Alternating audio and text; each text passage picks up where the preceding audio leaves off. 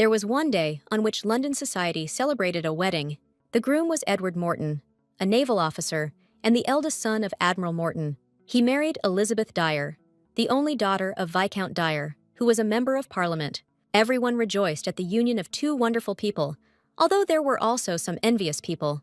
Before meeting Miss Dyer, Mr. Morton was a man with an icy disposition.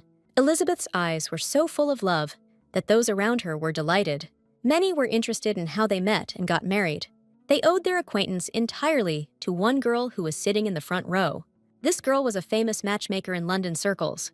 This girl was Lady Laura Pendleton. She sat and discussed with the girl how wonderful the wedding was.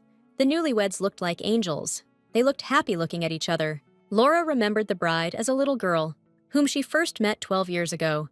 Laura was touched to see this grown-up beauty standing on the threshold of a happy family life.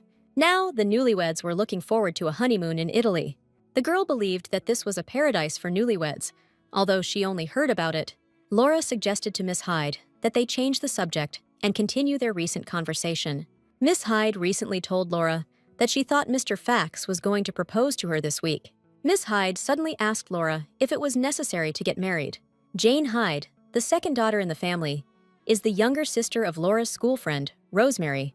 Jane loved cricket, horse riding, and was an avid reader. She found herself in a very difficult situation. She recently received a letter in which he announced the intention to propose to her from someone she thought of only as a friend. Tomorrow or the day after tomorrow, the guy was supposed to come to Jane and propose to her. Jane knew how gentle and a good gentleman he was, but still she couldn't imagine that he loved her all this time. Jane was in despair, because all these years she considered him just a friend. The second son of a noble family of hereditary baronets made a fortune in trade, the owner of his own land and estate, a wonderful man, and also very handsome. All these words are about William Fairfax. Mr. Fairfax, an excellent match. For a girl from London to receive such an offer is wonderful. Some people might find such a marriage burdensome, but Laura still didn't understand why people would go to such lengths to worry about something just because of feelings. Jane suddenly told Laura that she was not ready and asked if her refusal would upset William very much. Laura couldn't understand whether Jane was seriously thinking about rejecting William. Jane knew she looked like a fool now, but she couldn't help herself. Her mother and uncle, upon seeing the letter, immediately began to think about the date of the ceremony, and if Jane did not accept the proposal, they would definitely lose their senses. Jane considered just rolling her eyes and getting it over with, but she knew there would never be another William like her. But still, she didn't want to push him away with such a convoy. Laura told Jane that the life of an unmarried woman was not easy, both socially and domestically. But even despite this, Laura believed that Jane should listen only to her heart. Laura asked Jane if she was confident enough to commit her life to him. Jane thought about this question and didn't know what to answer. Laura realized that everything turned out as she had initially thought. Then that same Mr. Fairfax approached them, greeted the ladies, and asked what they were talking about. The girls were confused. William realized that he had disturbed the girls. William looked at Jane and asked her if she was okay. She looked a little strange. Jane said that she had simply overeaten a little. William offered to walk her to the carriage, but Jane flatly refused. Jane said she thought she just needed to sit for a while and she would feel better. William told Jane that if she needed his help, she could safely turn to him. Laura realized that Jane was uncomfortable and decided to turn William's attention to herself. Laura's plan worked. William greeted her and they started a conversation. At their last meeting, she borrowed a novel from them. He invited Laura to visit him again. His sister was looking forward to meeting Laura. William told Laura that he would like to make one request of her. He had once already told her about a gentleman of his age. Laura immediately understood who he was talking about. This man was very famous. Ian Dalton of Whitefield. William was glad that Laura remembered him. They studied and grew up together with William. And recently, William received a letter from him. In about a month, Ian will be in London. And after one letter, William received another from Ian's older sister and William's sister-in-law. The girl asked William to introduce him to nice girls while Ian was in London. William wanted Laura to help him with this matter. Ian wasn't particularly happy about all this. He was angry at both his sister and William. He didn't understand why everyone was so eager to draw him into London's social circles. He had no interest in it at all. That evening, as she was returning home, Laura thought about Ian Dalton. He was heir to the Whitefield estate in Yorkshire, and within a few years, he had more than quadrupled his inheritance. At 30, Ian was a young landowner with a reputation as a successful investor. Laura didn't know if she should try to be friends with him. Laura asked William if he was sure that Ian wanted her to set him up with someone. Laura wondered if he had expressed the desire himself. William said that in general, it was more the initiative of Ian's sister. William understood that Laura might be uncomfortable introducing her friends and family to a certain man. Besides, Ian probably didn't want to get married. So William suggested that Laura start by just being friends with Ian. In the end, Laura agreed. She hoped that she had made the right decision. Laura believed that since Mr. Fairfax was trying so hard for this man, it meant that he was a worthy person. Laura decided to put her worries aside and focus on Jane's affairs, which were much more important. Laura returned home to the Pendleton family's estate in town. Servants met her at the threshold. They helped her undress and asked how the wedding went. Laura said that the wedding was wonderful and asked how her grandmother was feeling. The servants said that she was feeling better than in the morning. Now she was resting on the second floor. Laura decided to take the tray to her herself. Laura approached her grandmother's room and asked if she could come in. The woman gave permission, and Laura entered the room. The woman asked Laura how the wedding went. She was interested in knowing all the details. Soon, Laura told her grandmother all the details, and she was shocked that Edward burst into tears right at the ceremony. She remembered their first meeting. They were initially interested in each other, but did not realize that their feelings were mutual. The woman couldn't even imagine that they would get married so soon, and all thanks to Laura. By now, Laura had already arranged 10 marriages. The woman believed that Laura was truly a natural-born matchmaker. The woman's expression suddenly changed, and she told Laura that she wanted to ask her one question. She asked her granddaughter to answer this question honestly. She said that she had never met such a beautiful girl. She did not understand why Laura did not help herself. The woman did not understand why Laura did not seek love for herself. She didn't understand if this was all because of the man who had once left her. The woman wanted to say something, but Laura told her grandmother that it was already late and she needed to rest. Laura asked God to bless the Morton family as they began a new chapter in their lives. She also asked to guide Jane and William on the right path, and also asked to grant her grandmother health and well-being. Laura did not forget about the one who left her 12 years ago. She asked him to grant her peace. Rosemary wrote a letter to Laura. She wanted to tell her a lot, but decided to start with the main thing. A week ago, William came to them to propose to Jane. As Laura expected, Jane rejected his proposal. Immediately after this, their mother fainted, and Jane locked herself in her room. Rosemary looked after her mother and worried about Jane. Rosemary asked Laura to visit their house. As soon as she had the opportunity, Jane needed her. Laura arrived at the Hyde house, where Rosemary met her and thanked her for her visit. Mrs. McLean, formerly Rosemary Hyde, Jane's elder sister. Laura wanted to know where Jane was now, but suddenly a scream came from the room. The woman did not want to see Laura. After all, this great matchmaker actually destroyed Jane's marriage. The woman did not want Laura to cross the threshold of their home. The woman ordered that Laura not be allowed near her room. She thought they shouldn't have gotten involved with this low-born girl at all. Rosemary told Laura that it would be better if she didn't see their mother today. Laura said that everything was fine. She understood everything, so she decided to go straight to Mrs. Jane.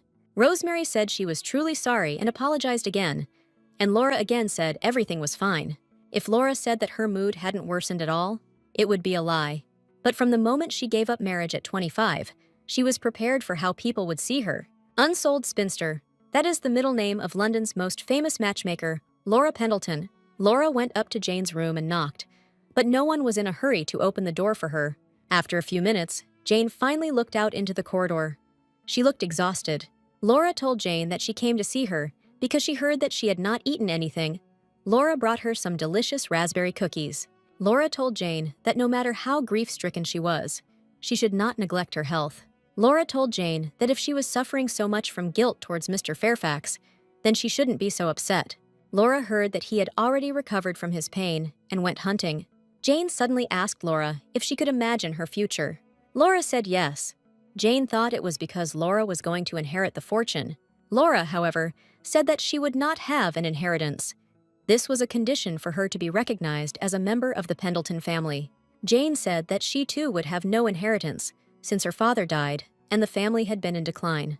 If they lose this house, they will have to move to a country house, and Jane will live there with her mother for the rest of her life. Jane thought she was stupid, and her mother was right when she said that she couldn't do anything Jane regretted that she made such a choice. Laura told Jane that there had to be another way, but Jane thought all was lost, since she didn't even really go to school. Jane was already 25 years old and thought she could no longer do anything. 25 years old was the most terrible age for women at that time. At this age, the last train leading to marriage is moving away, and the possibility of inheriting a fortune completely disappears. The greatest fear for an unmarried woman during this period is poverty, the horror of the thought that one day everything she had will disappear.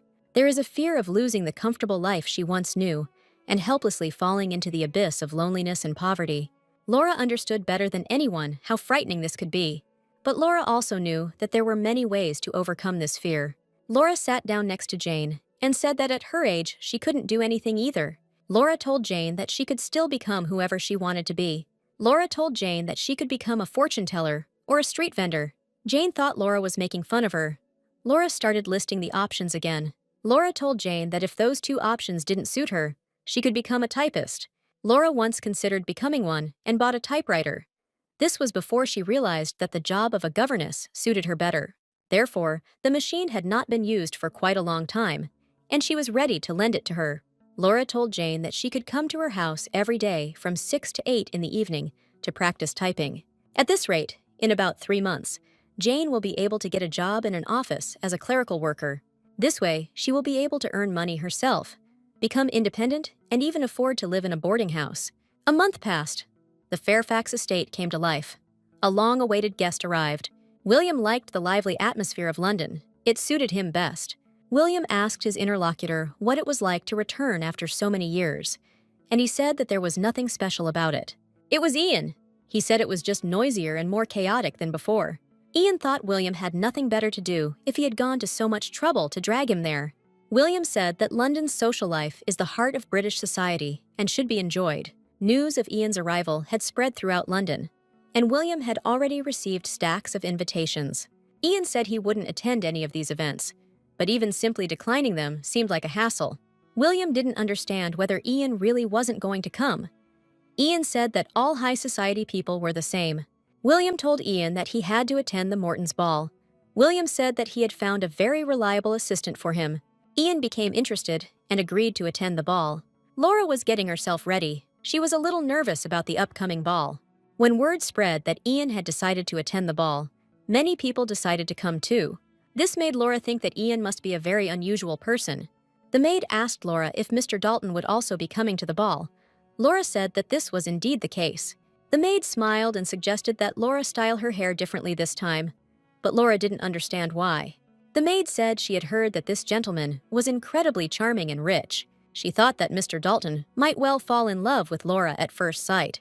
Laura thought it was funny, because this man could marry any young and beautiful lady he wanted. Laura asked Anne to do her hair as usual, and a carriage was already waiting for her outside. Soon Anne finished with her hair. Laura stood up and thanked the girl. Anne told Laura that it had been more than 10 years since she had begun serving her.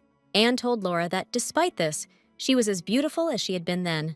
Laura was pleased to hear this. She thanked Anne and went to the carriage. Soon Laura arrived at the ball, as expected. There were a lot of people there.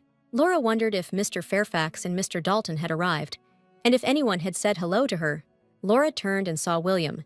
He said that it was crowded here this year. It was the beginning of the social season. William said that he came with Janet, but he had already lost sight of her. Laura noticed that William had lost a little weight, but he looked as usual, and she thought he had already overcome his emotional wound. Laura turned to William and asked him where that Mr. Dalton was. William said Ian was a bit late, as he had been meeting up with some university friends. Here, William noticed Ian. He hurried to him. William admitted to Ian that he even began to worry that he would not come. Ian reminded him that he had said he still had things to do. Ian said that, as expected, he was right. The place was too noisy and no different from any other social event. William said that he wanted to introduce him to the lady he had mentioned, and then Ian realized that William's assistant was, in fact, a lady. Ian was already tired of dealing with his sister pushing him to get married, and now his friend had become a matchmaker. William told Ian that he had misunderstood and that she was not a candidate for marriage. He just wanted to introduce him to his friend. William said that this girl was the smartest and kindest in London. Ian asked him if he was confusing education with intelligence. The world was full of educated girls, but he had never yet met one with true intelligence or wit. William felt that Ian was too harsh towards women. Ian didn't understand how one could take seriously someone with whom one couldn't even have a normal conversation. William decided to let Ian judge for himself whether she had intelligence or wit, and asked Ian to greet his friend. They had already arrived. Laura was standing and waiting for them. William apologized to Laura. He hoped that they had not made her wait long. He then introduced Laura to his dear friend, Mr. Dalton of Whitefield. William then turned to Ian and said that the lady's name was Laura Pendleton, and she was the granddaughter of Countess Abigail Pendleton. William told Laura that Ian had come to London to meet friends, but Laura didn't understand that he needed to be introduced to anyone. After all, he is not interested in love at all. William said that this is not true. It cannot be said that Ian is not interested in love. Although Ian was not attracted to high society, he had very serious views on love. Laura didn't understand why he then didn't look for a relationship with anyone with such a serious attitude. Laura wondered if Mr. Dalton believed in fate. Ian was certainly the most striking gentleman Laura had ever seen. Laura thought that many a young lady dreamed of a destined love with a man like that. Laura greeted Ian and said that she had heard a lot about him. Ian became interested in what they had said about him. Laura said she heard he was a good uncle to his nephews and a good brother to his sister. He told Laura that she should ask his nephews about a good uncle, but Ian doubted that he was a good brother. Ian was sure Laura knew how much effort his sister had to put in to drag him to this event. A good younger brother would have immediately listened to the words of his sister, who raised him despite the age difference. Laura was convinced that Ian was unlike any other gentleman. He had a rare elegance and abruptness, but there was no denying that he had an unusual character, and she decided to work on his behavior before introducing him to anyone. Laura told Ian that despite this, he still came to the ball, even though his sister was not in London at the time. Ian told Laura that his sister should not be underestimated, because she had a man in London who looked after him, William. Laura realized that Ian had difficulty accepting compliments, and instead preferred to be seen as annoying.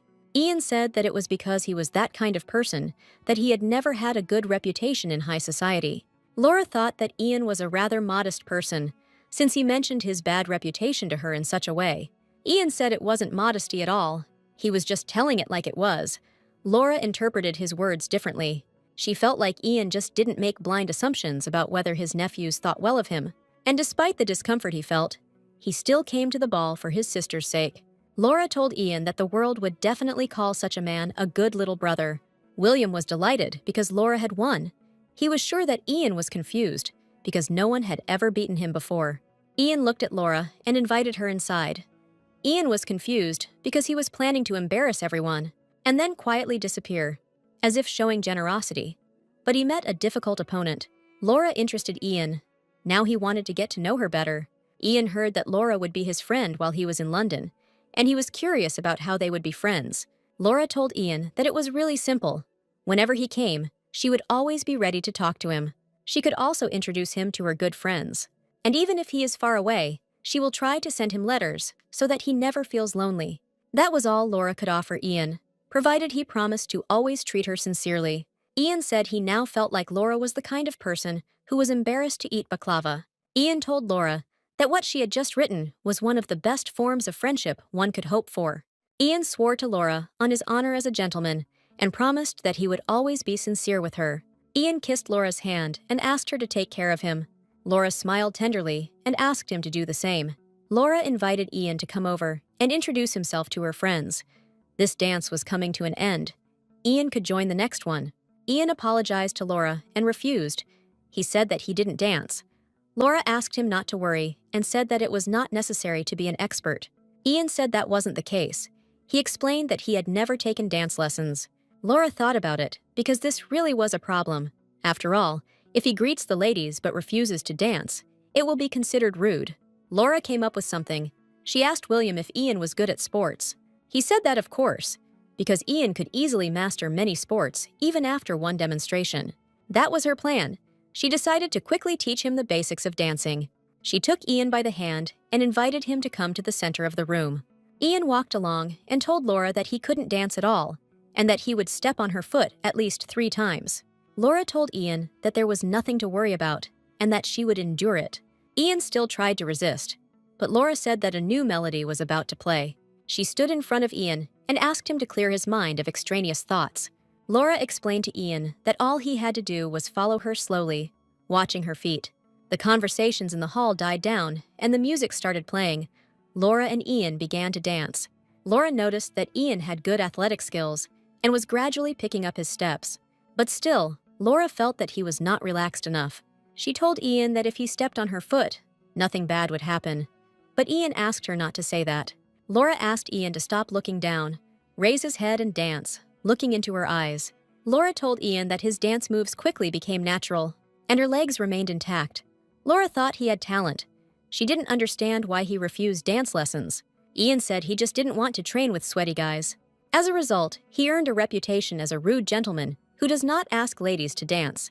Ian still felt that he was far from being a true gentleman because he could not carry on a pleasant conversation and dance. Laura smiled and told Ian that she had a different opinion on the matter. Laura believed that even someone who simply respected others could be considered a gentleman. Ian said that he didn't fit in here either. Ian told Laura that she would find no respect for high society in him.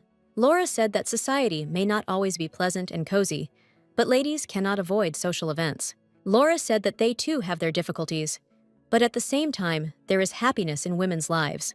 Laura told Ian that it would be wonderful if someone could share this happiness with him.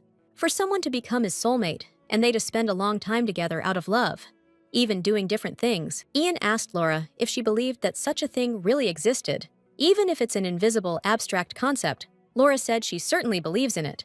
Laura had heard that Ian had a very romantic view of marriage, and she had heard that he had a similar opinion. Ian realized that William had told Laura about this. He said that this was indeed true. He considered marriage without such love to be meaningless. The dance was ending, and Laura was impressed. After all, she and Ian had met less than an hour ago, but she already felt a close connection between them. Laura thought Ian was a wonderful man, as it was rare to meet a man who took a lady's words so seriously. It would have been easy for Laura to introduce Ian to other ladies.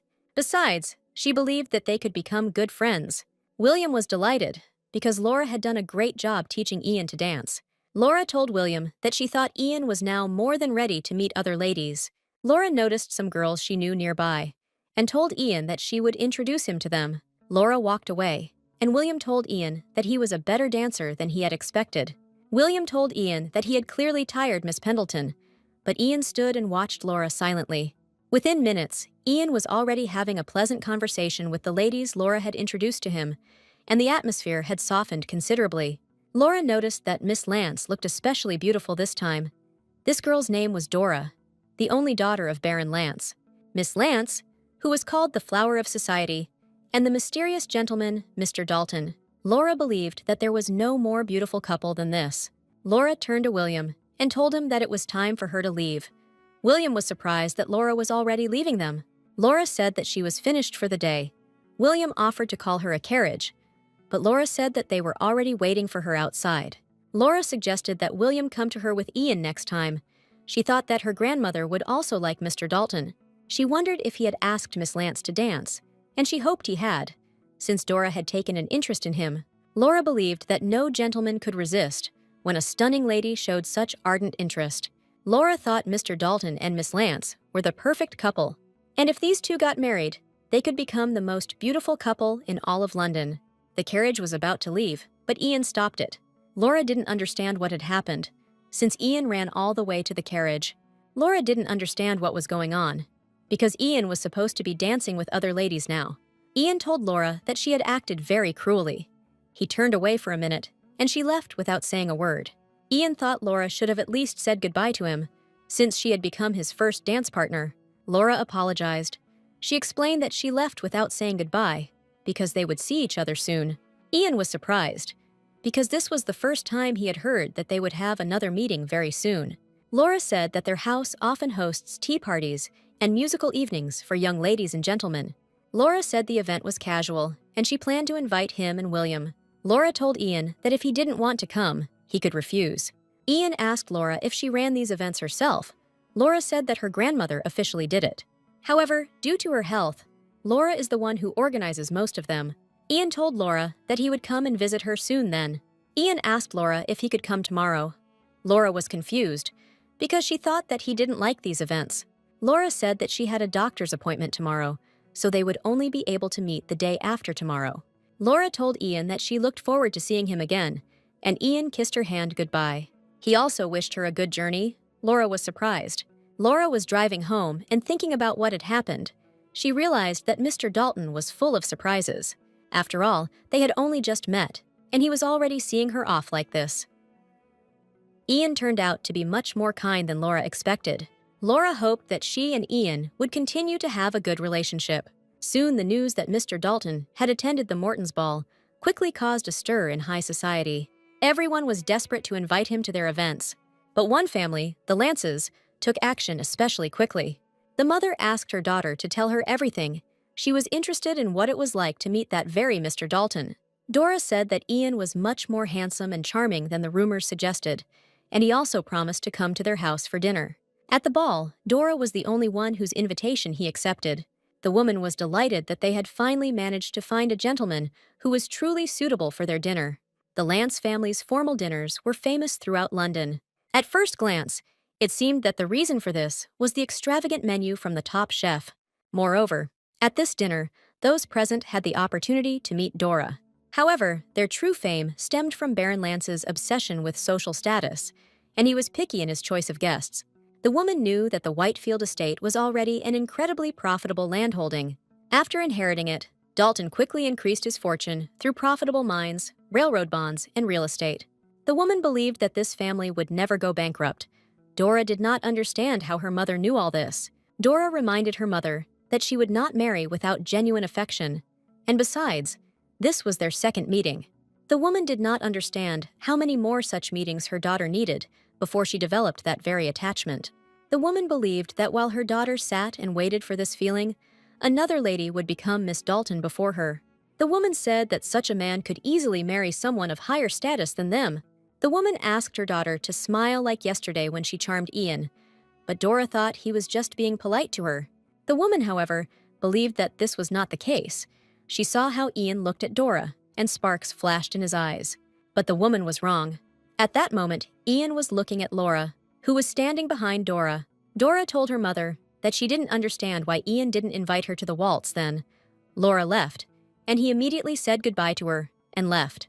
The woman believed that he was simply not accustomed to dancing, since he rarely appeared in society. But she believed that if there hadn't been such an old maid standing in front of him, he would have definitely relaxed. The woman told her daughter that Ian looked at her in a special way. Dora thought, to tell the truth, no one had ever rejected her before. Besides, Ian was really especially kind to her.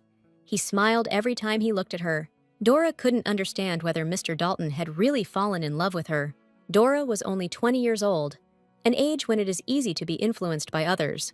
While Dora was immersed in her fantasy world, others closely watched Ian Dalton's every move. For 15 days after that fateful ball, he was at Lady Pendleton's side. It was pouring rain outside, so Laura thought Ian wouldn't be able to come to her. It hadn't been easy for him to get there in that weather, Ian said, and it had been much harder for the coachman and the horses. Laura was sorry that Ian would not be able to see the other guests. She was the only one in the house. The others did not come because of the weather. Ian said it was for the best, because it would give him a longer conversation with her. Laura pointed to a table for Ian and invited him to sit down. The tea was already ready. It had been a long time since Ian had appeared in high society, but it was still difficult to meet him. Many people from high society became alarmed, but deep down, they all secretly felt relieved. A rumor had it that Dalton was constantly following the London matchmaker, and they believed that she was introducing him to young London ladies. But that wasn't the case at all. Laura believed that Ian most likely didn't even know that she was acting as a matchmaker. Laura also felt that Ian was not at all interested in finding a potential bride. Laura didn't understand what Ian was thinking. He never missed dinners or tea parties held at her house. Gradually, Laura introduced him to many friends and spent a lot of time with him. But Laura had never seen Dalton get carried away by any lady. Even after exchanging a few words with the lady, he would immediately go back to Laura to listen to her speech. Or he asked Laura to chat with him a little. Laura felt that he was more interested in a friendly relationship than in a love relationship. Laura certainly enjoyed being his friend, but she felt he was disappointed. Laura asked Ian how he liked London, since he used to hate it. Ian said that before, what he wanted most was to go home. But thanks to Laura, he fell in love with London. because now he had many new impressions. Having gotten to know Mr. Dalton better, Laura was able to hear a lot about his hometown. Whitefield is a vast estate surrounded by woods and fields, with Ian's residence at its center, on a hilltop. Listening to his stories, Laura felt as if she were there herself. When Laura looked out the window, she could almost see the untouched birch forest appearing before her eyes, which was so fitting for a place called Whitefield, and a field where the harvest was in full swing. And when Ian described it, there was more genuine love in his tone than ever before. Laura noticed that he valued his city very much, but he himself believed that Laura was flattering him, and that every nobleman behaved like that. Laura said few landowners have such a deep attachment to their land. Laura admitted to Ian that the more she experiences it, the more she realizes what a wonderful place it is. Ian said that it was all true, because the magnificence of that place was difficult to describe in words. Ian had hoped that Laura would be able to see this place in person someday, but now he wanted to show it to her in a different way. Ian asked Laura what she thought about a small painting that could decorate her living room. Laura was delighted. She thought that in Ian's house there was a servant with a talent for drawing, but Ian said that part of his being belonged to this servant. Laura didn't understand whether Ian could draw, but he said that he had learned a little about it as a child. Laura thought about it. She was interested, because usually sons are not given an art education. Ian was sorry that the weather prevented him from taking the album with him so he could show it to Laura Whitefield. Laura was curious to know about Ian's sister's children, but out of politeness, she didn't ask about it at the time. Ian decided to tell Laura about them. His eldest nephew was named Henry. He was born before Ian was 8 years old. Now Henry was all grown up. He was studying mathematics. They saw each other sometimes, but as a child, Henry was much more charming. Ian's second niece was named Olivia Fairfax. She would be turning 13 this year, was precocious, and was eager to join high society. Olivia was well educated and didn't cause any trouble, but it was harder with the younger ones, Daniel, who was 10, and 8-year-old George. They were so hot-tempered that fights happened every day. They brought nothing but trouble. They were always pushing the envelope, and Ian felt like he was the only one who could set them on the right path.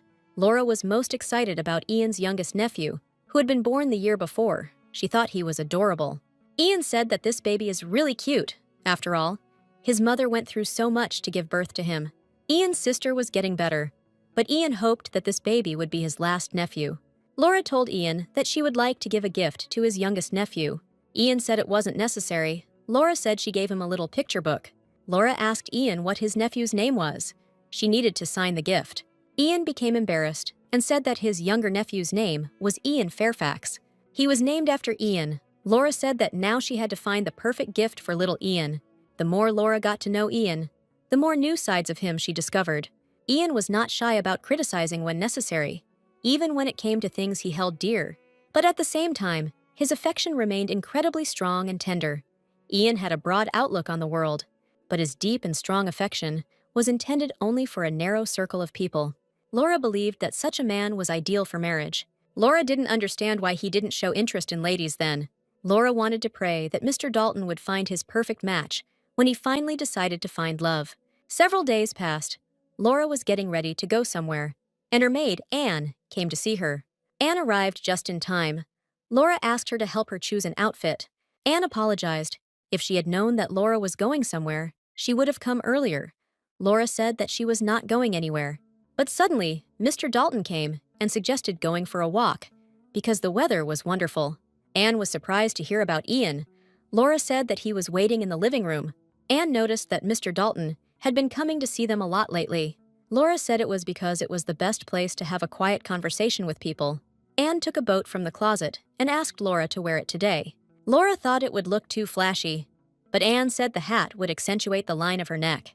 Laura thought it would be out of place with casual clothes, and said she would take another one. Anne told Laura that she thought there was another reason why Ian kept coming to see them. He can meet people in other places. Laura didn't understand what Anne was talking about. Anne said there could be two reasons. Either Ian had fallen in love with the food at Pendleton Manor and was trying to lure the chef over to his place, or Ian is in love with someone he can only meet in this house. Laura still didn't understand who Anne was talking about, so Anne told Laura directly that Ian might be in love with her. Now, Laura understood why Anne had tried so hard to put that hat on her. Anne told Laura that she should dress up a bit, but Laura said that was impossible. Laura said that Ian's gaze which he had never looked at her, had never expressed such emotions. Laura thought Ian would look at German's cooking with much more attention than he did at her. Laura believed that although Anne tried to seem like an expert in love, in reality, she knew nothing about it. Anne thought Laura had no idea what expression Ian had when she looked at him. Anne saw that look and thought that Ian couldn't look that way at someone he wasn't interested in. Anne thought Laura was stupid because she was good at helping others with their personal lives. But when it came to her own, she was completely ignorant. Laura and Ian were out for a walk. The weather outside was much better than it had been all last week. Last week, Ian and Laura attended dinner with the Mortons. It was a lovely time, as they are a lovely couple. Ian noticed it too. It seemed to him that the Mortons complimented each other. Ian noticed that Mr. Morton came across as a cold and reserved man. Miss Morton softened the atmosphere around her husband, and Mr. Morton was sensitive to his wife. Ian thought Laura must be very proud of herself, but Laura didn't understand what he meant. Ian reminded Laura that it was she who had brought together such perfectly suited people. Laura didn't understand how he knew this. Ian said that Morton himself said it.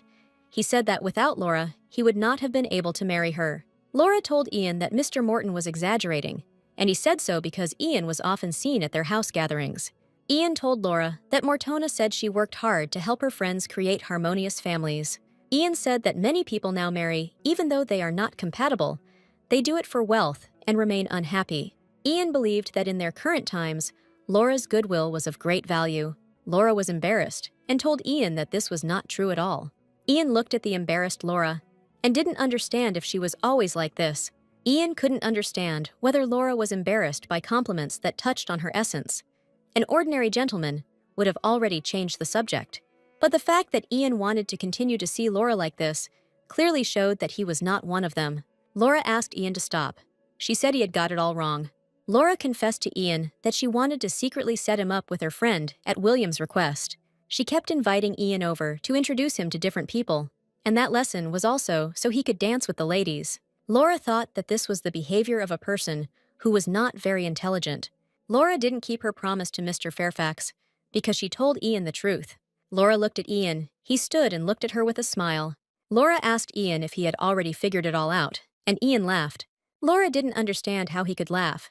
Ian apologized and said that he was just admiring her pure innocence. Ian hoped that Laura was asking him for this, but she became even more embarrassed. At that moment, a carriage passed by them, in which Dora was sitting, and she immediately noticed Mr. Dalton. Laura thought her matchmaking had put him in an awkward position, but Ian said that wasn't the case, and he was grateful to her. She was trying to help him. Laura told Ian that she felt like she was just causing him trouble. Ian told Laura that she had no reason to apologize because it wasn't that he wasn't thinking about marriage. In Whitefield, Ian had to work hard to find someone. His standards weren't very high. But despite this, he never met a woman to whom he would want to open his heart. Laura realized that Ian was looking for his betrothed, but Ian said that betrothed was a strong word. But he believed that somewhere there must be his mate, and their meeting would happen without any artificial efforts. Ian thought about it. He didn't understand if this meant that he believed in fate. Laura said that his destiny might be in London, and they should look for it more diligently. Laura told Ian that she would definitely make sure to find his betrothed. Ian told Laura that he appreciated her offer, but declined. Laura thinking it was because he didn't like artificial meetings. Ian said it wasn't that. He just didn't need them anymore. Laura stood and looked at Ian silently. She didn't understand what he meant. Laura didn't have time to say anything. She was distracted by Dora, who got out of the carriage and headed in their direction. Dora said she was passing by and decided to say hello. She thought Ian and Laura were attracted by the beautiful weather. Dora envied them. The girl said that she was just traveling on business, in which there was nothing interesting. Laura noticed that Miss Lance was especially beautiful today. She seemed more shy than usual. Dora turned to Ian and asked him if he planned to stay in London. He said that it was possible. Dora said it was wonderful because the social season was about to begin, and she and her friends had planned various events. Dora told Ian that if he had time, he could join them. They were going boating and swimming. Ian said he wasn't sure he had time, and Dora turned to Laura and asked her if she would come. Laura said that, of course, she would come if she was invited. Dora asked Mr. Dalton to come again, and he agreed. Laura felt like Miss Lance was acting very differently today. Laura had never seen this proud and confident lady interact so actively with a gentleman before. Laura wondered if there was some contact between them that she didn't know about, but their dialogue seemed one-sided to her. Dora said goodbye and was getting ready to leave. She was glad that she had managed to invite both Laura and Ian at once. Laura stood and told Ian that Dora was a very charming lady, and besides, she was also talented and smart. Laura was sure that any gentleman would find it difficult to refuse Dora. Laura had been worried that Ian had seemed indifferent, but now she was glad that he had formed a good impression of Miss Lance. Ian told Laura that of all the people he had seen, the only flaw in her circle was William. Laura told Ian that this was too much, and that William was actually one of the most valuable people in her circle. Ian was surprised. He didn't understand why Laura thought so. Laura asked Ian if he had heard anything about Miss Hyde. Ian immediately realized that Laura was talking about the girl who rejected William. Laura said that William seemed to be fine, but she was sure that William was deeply hurt by Miss Hyde's rejection. William, hearing that Hyde was looking for a job, offered to write a letter of recommendation to a familiar firm. He didn't want their friendship to fade. Laura was really impressed by it. Ian said it was not like William at all. Laura asked Ian not to be so harsh with William, since it was he who begged Laura to find a match for Ian. Thanks to this, Laura had such a good friend. Ian told Laura that he was also grateful to William for this. Laura told Ian that they should invite Mr. Fairfax to the picnic as well. She was sure he would enjoy the boat ride. Ian supported Laura. He was going to ask William to work as a coachman on the way there and as a boatman during the voyage. Laura and Ian approached the house. Laura invited Ian to come over for a cup of tea, but Ian refused. He said that he needed to take his leave because he was waiting for an important letter. Laura was about to leave, but Ian stopped her, wondering if Mr. Fairfax had ever courted her. Laura was surprised. She reminded Ian that there was something between Miss Hyde and Mr. Fairfax, and besides, Miss Hyde was her close friend. Laura didn't understand how Ian, knowing about this, could ask her such a thing. Laura said that she could not reciprocate William's feelings. The mere thought of it seemed indecent to her. Ian smiled. He was glad to hear such words from Laura. Ian said goodbye and told Laura that they would definitely see each other again. Ian walked away. Laura stood and watched him go. She didn't understand what had just happened. Laura was curious about the current relationship between Mr. Dalton and Miss Lance. Miss Lance's active attitude contrasted with Ian's indifferent reaction, which worried Laura. Laura thought that maybe this is how Ian behaves when he falls in love, and perhaps he hides his emotions from others, but he fully reveals them when he is alone with himself. But Laura was afraid that this might not be the case, and that Miss Lance had simply misunderstood his feelings. Dora was a beautiful lady with many virtues, but she lacked experience and was greatly influenced by compliments. Or it could be that someone really wants Dora and Ian to be together and was saying how perfect they are for each other.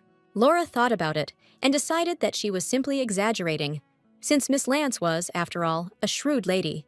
Laura suddenly thought that Ian's words about not needing a matchmaker anymore could have been directed at Dora. Laura believed that in any case, under all conditions, they would be an ideal couple. Dora has no significant dowry, but she is the daughter of a baron. Ian also has no title, but his family has a prestigious position and wealth. Laura believed that this marriage would be beneficial to both parties. Laura decided that since she had introduced them, she should now closely follow the developments. A few days later, Miss Hyde arrived at Laura's residence. She apologized for being late. There were a lot of carriages on the road because of the upcoming event. The event was hosted by Baron Bailey. Laura was also invited, but chose to stay with her grandmother. She had been getting weaker lately, and Laura felt more comfortable being around her. Laura also loved to stay home and read books, or listen to Miss Hyde typing. Last time Jane managed to do more than they planned. Laura wanted Jane to try harder this time too, but Jane wasn't sure she could do it. But even though she said so, she always succeeded. Almost 2 months had passed since Miss Hyde began to visit Laura's house frequently. 2 months ago, Jane came to Laura after her proposal. She was delighted with Laura's library. There was a huge number of books there. Then, Laura immediately prepared the machine that Jane uses to this day. Laura once came across an office that was closing and bought it used. At that time, Laura was as lost as Jane. Then she found this machine and began to learn. After a while, she began to quickly fill out documents and mastered their design. But when she thought about work, she realized that it was not right for her. Then Laura gave up, but she did not regret the effort, because she acquired one skill. Now, Laura could teach all this to Jane, if she could imagine herself doing it in the future. Jane then agreed, and 2 months later, she had already learned how to work with documents. Jane completed quite a lot of paperwork in a short period of time, which even exceeded Laura's expectations. During the first month, this work was difficult for Jane. She even thought about quitting, but Laura did not let her give up. Jane never thought that Laura could be a strict teacher. Laura told Jane that it was all thanks to her persistence, but without realizing it, Laura then began to teach even harder. Laura had been writing something all this time, and Jane became interested in what she was doing. Laura said that she had been studying Latin for a long time. Jane noticed that on Laura's desk were the books of the Aeneid, the Odyssey, and the Iliad, all of which were in their original languages. Jane didn't understand whether Laura knew Greek, but she said that she had studied it at school. Although most schools only taught German and French, Laura's school offered courses in Latin and Greek. Thanks to this, as long as Laura had a dictionary, she could translate almost anything. Jane looked into the dictionary. She couldn't understand a single letter. Jane was delighted with Laura's skills. Jane believed that if Laura were a man, she would go to Oxford, but now she could only help future students. Jane asked Laura if she planned to become a governess in the future. Laura said that, to begin with, yes. Jane realized that while she was practicing typing, Laura was preparing for her future job. Laura was always collected and calm, and it didn't seem like she was preparing for her future any more than she had ever done before. Jane believed that Laura was already qualified and intelligent enough to become a governess. She was the best student in school and spoke French like a native. But this was not enough for Laura. Jane didn't understand why, because Laura would have been welcome in any family with daughters. Laura said that was the problem. She wanted to educate boys, since when the financial situation worsens, people abandon the education of their daughters. Jane realized that Laura was right. Knowing several languages would increase her chances of working with boys, and the salary would be higher. Jane asked Laura if she would always work as a governess. Laura said that if it was possible, then yes. But if she ever had to change jobs, she would like to work at her home school. And when you retire, buy a small house in the countryside and stay there to live. Jane was shocked that Laura had planned so far into the future. Jane said she was too busy solving her problems to even think about the future. Laura told Jane that it was because she was just starting out, that she was confident she would succeed. Then, Laura came across the letter and remembered that Miss Lance was having a picnic soon. Laura asked Jane if she would be there. Jane said that she had also received an invitation, but she and Miss Lance didn't know each other very well, and Jane didn't understand why Dora had invited her. Laura told Jane that in about 6 months, she would find a job and would not have so much time for fun. Jane agreed with Laura and said that in that case, she would also come to the picnic. Since William would also be at the picnic, Laura thought that she and Jane could become friends again. Plus, it could help Jane find a job in the future. As Jane and Laura continued to study intensely, time flew by. The day of Miss Lance's picnic had arrived, and all the guests had already arrived. As everyone had arrived, Dora sent the gentlemen to the coachman's seats and the ladies to the carriages. William told Ian that as a coachman, he had to accompany the day's heroine properly. Ian was surprised. He had no idea that he would be driving the carriage in which Miss Lance would be riding. William looked to the side and found his carriage, where Laura was among the other ladies. William decided to go to the ladies, as they had to leave, and wished Ian good luck. Ian stood and watched intently as William helped Laura into the carriage. He was distracted by the ladies, who told him that it was time for them to leave too, otherwise they would be the last to arrive. Ian decided to take the chance and improve his relationship with Laura's friend, Dora.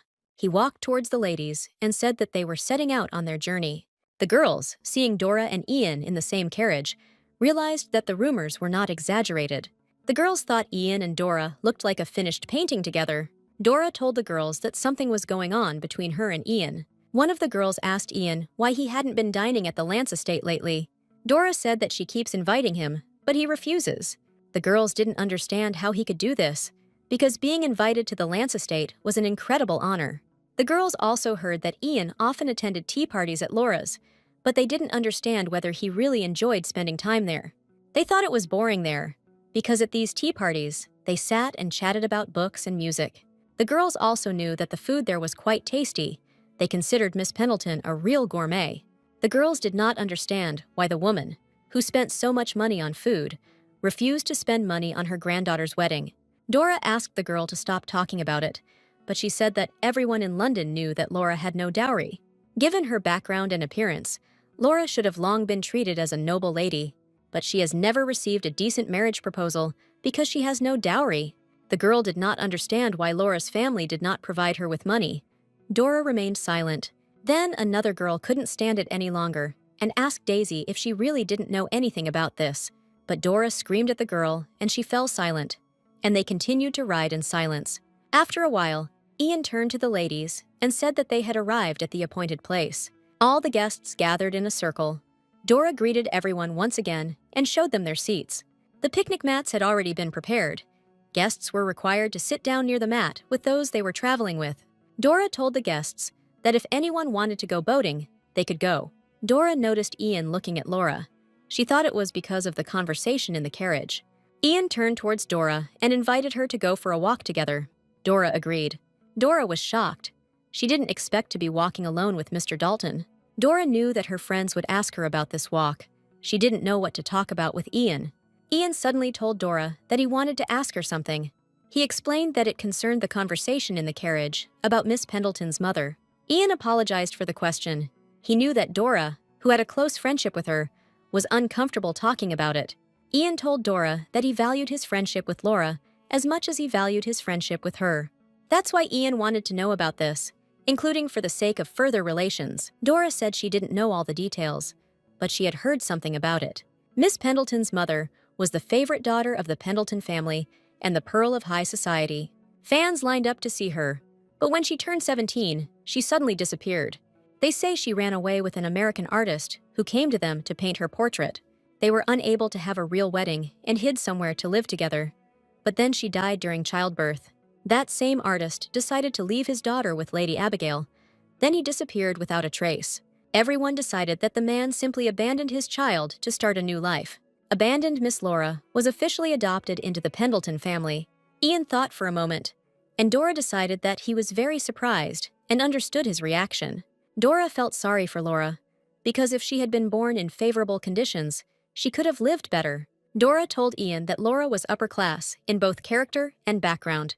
Her uncle was against her registration, and in order to be accepted into the family, Abigail agreed to leave her fortune to his son. So Miss Pendleton didn't have a penny left. Dora asked Ian not to think badly of Laura. Ian didn't understand what she was talking about. Dora said that despite Laura having commoner blood, she was actually a wonderful girl. Ian told Dora that there had been a misunderstanding and he would never look down on Laura over such a trifle. Ian said the news just took him by surprise. Now Ian understood why Laura was always alone. But Dora thought that it was difficult for Ian to say this directly, so he was avoiding the topic. Dora thought Ian was uncomfortable with being around someone with a flaw in his family tree, but was trying to hide his feelings out of friendship. Otherwise, Dora couldn't understand why he took Miss Pendleton's past so seriously. Here, Dora was finally found by her friends, and they invited her to play with them. Dora wanted to invite Ian to come with them, but he only wished her a wonderful time. Dora was upset. She didn't understand why he didn't want to go with them.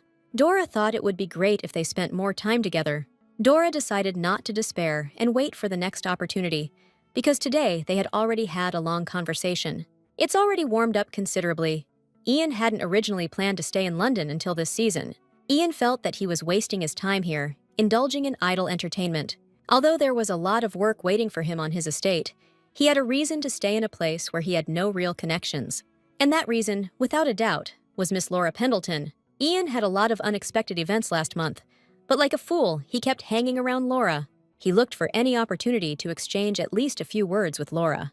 He told Laura a lot about himself, even though she didn't ask him to. It was then that he first experienced what it meant to be enchanted by someone.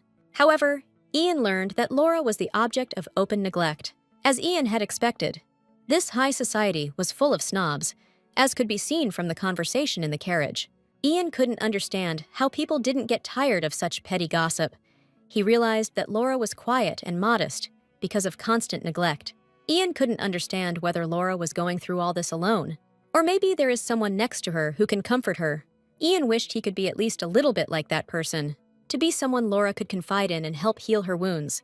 Ian stood there thinking about this, and suddenly he heard a familiar voice.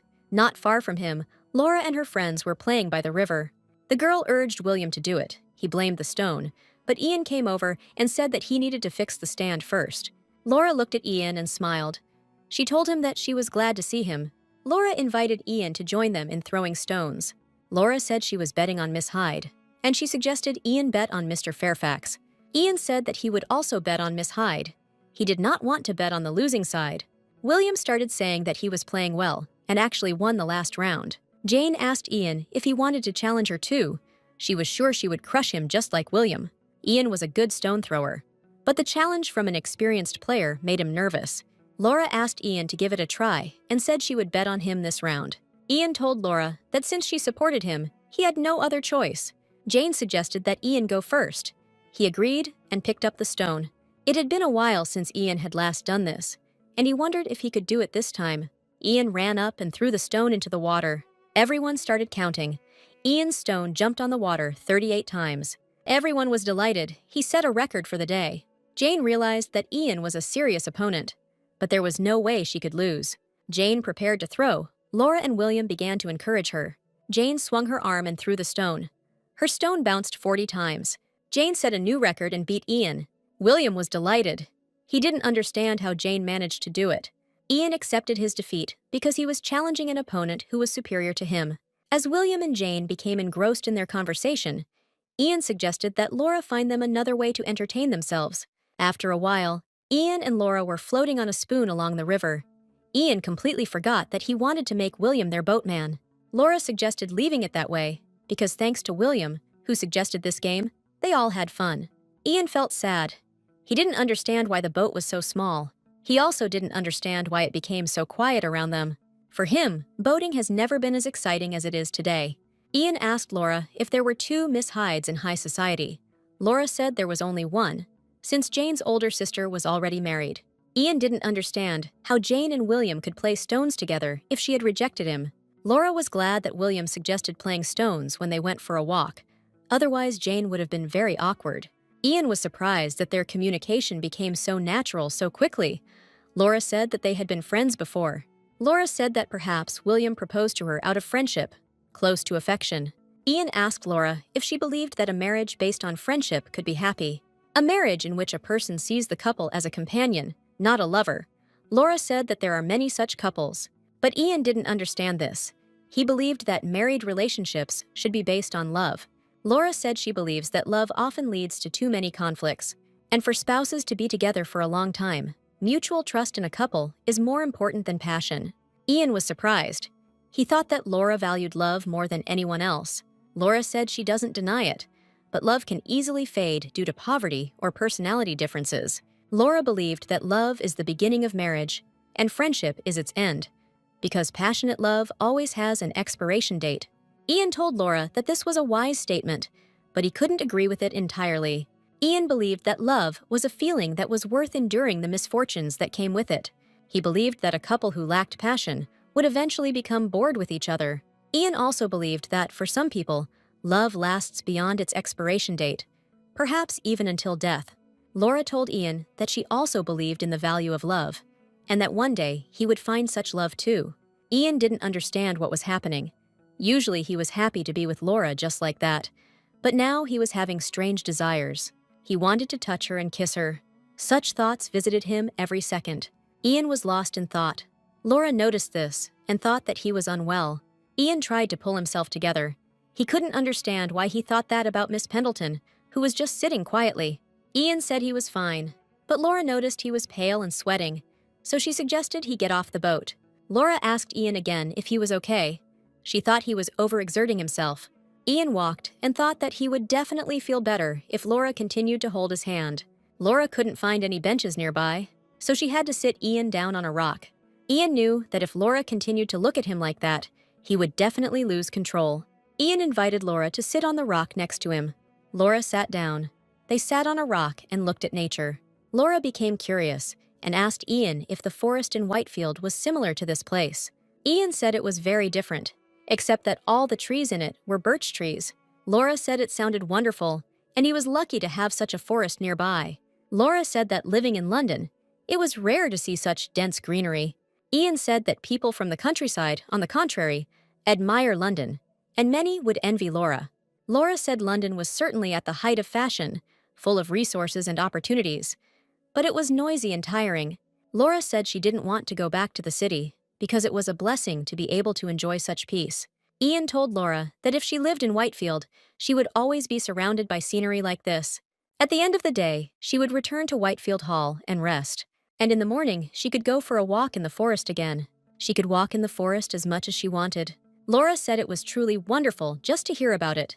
Ian told Laura she could come to Whitefield any time. Ian said it was usually so peaceful there that the servants would welcome a new guest with open arms. Laura thanked Ian for the invitation and said that she would definitely come someday. Laura told Ian that she hoped he would soon find an owner for his estate. Ian asked Laura if his house really needed a hostess. Laura said that of course she could, since she could not visit the house of an unmarried gentleman living alone. Ian said it might be a while before he found such a lady. Laura said she would wait for it. Laura asked Ian not to forget to send her an invitation to his wedding. She looked forward to the day when she could see not only the Whitefield landscape, but also the wonderful Dalton couple. Ian said that then he needed to find a lover as soon as possible.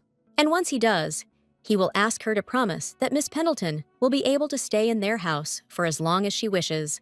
Laura told Ian that she didn't think he should say that to his wife. Ian asked Laura, what if his wife wanted her to be around all the time? Laura said that then it would be possible. Laura told Ian that she couldn't imagine such a situation. Ian said that he could. Ian told Laura that if he married, she would practically become mistress of Whitefield Hall. Ian couldn't imagine his future marriage without this. Laura stood up and told Ian that his wife would probably object to this. Laura asked Ian to invite her only as his friend. Ian asked Laura not to leave, but she asked him to stay and said she would go first. Ian couldn't believe it. He didn't understand how he could propose like that. Ian realized that Laura saw him as just a friend and nothing more. Ian felt uneasy at the thought that he had just been completely rejected. Ian expected a refusal because he was guided only by his feelings, but even if it was impulsive, he would still do it. He had often imagined it during his stay in London. Ian wanted to propose to Laura and arrange a wedding, or at least an engagement. And then, together with her, he wanted to return to the estate in Whitefield. Ian hadn't planned to propose this way. He knew such a clumsy offer would be rejected. Ian decided to follow Laura and explain everything to her. He wanted to admit that it wasn't just an impulsive act, and that he really loved her. Ian hoped that Laura would then reconsider his proposal. But when Ian came out to everyone, he learned that Laura had gone home before the others.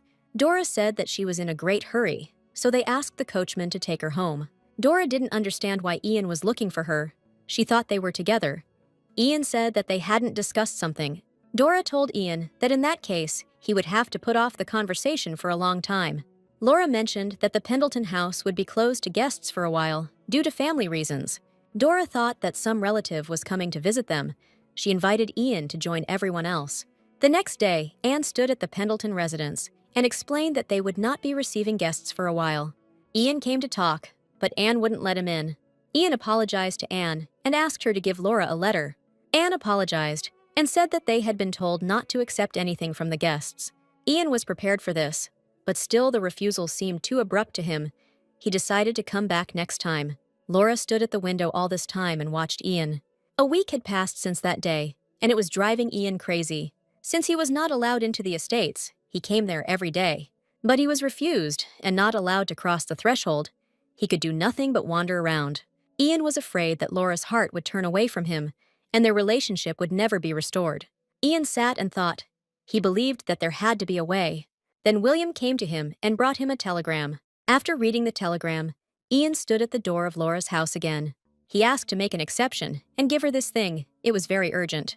Ian needed to return to his estate. Anne asked him to send this thing by mail. Ian said he didn't have time for it, but Anne still didn't agree. She was afraid she might get fired for it. Ian said that in that case, he would help her find a job. He could take her to Yorkshire, but Anne said that she didn't like the countryside. Ian decided to offer Anne money, which interested her. Anne took the money and the parcel, but at the last moment, she changed her mind and stopped Ian. She returned the money to him, and Anne asked him to fulfill her request instead. Anne said she would deliver the parcel to Laura. In return, she asked Ian to promise to return to London. Anne wanted Ian to return to London as soon as possible and win Laura's heart. Immediately after this, Ian went to Yorkshire. Anne immediately went to Laura and told her that Ian had come and delivered the parcel. Laura reminded Anne that she had asked her not to accept anything from Ian, and Anne said she had no choice. Anne said that before she could do anything, he thrust it into her hands and left. Laura unpacked the package, and the first thing she noticed was a letter. Ian wrote it as soon as he learned that he needed to return home urgently.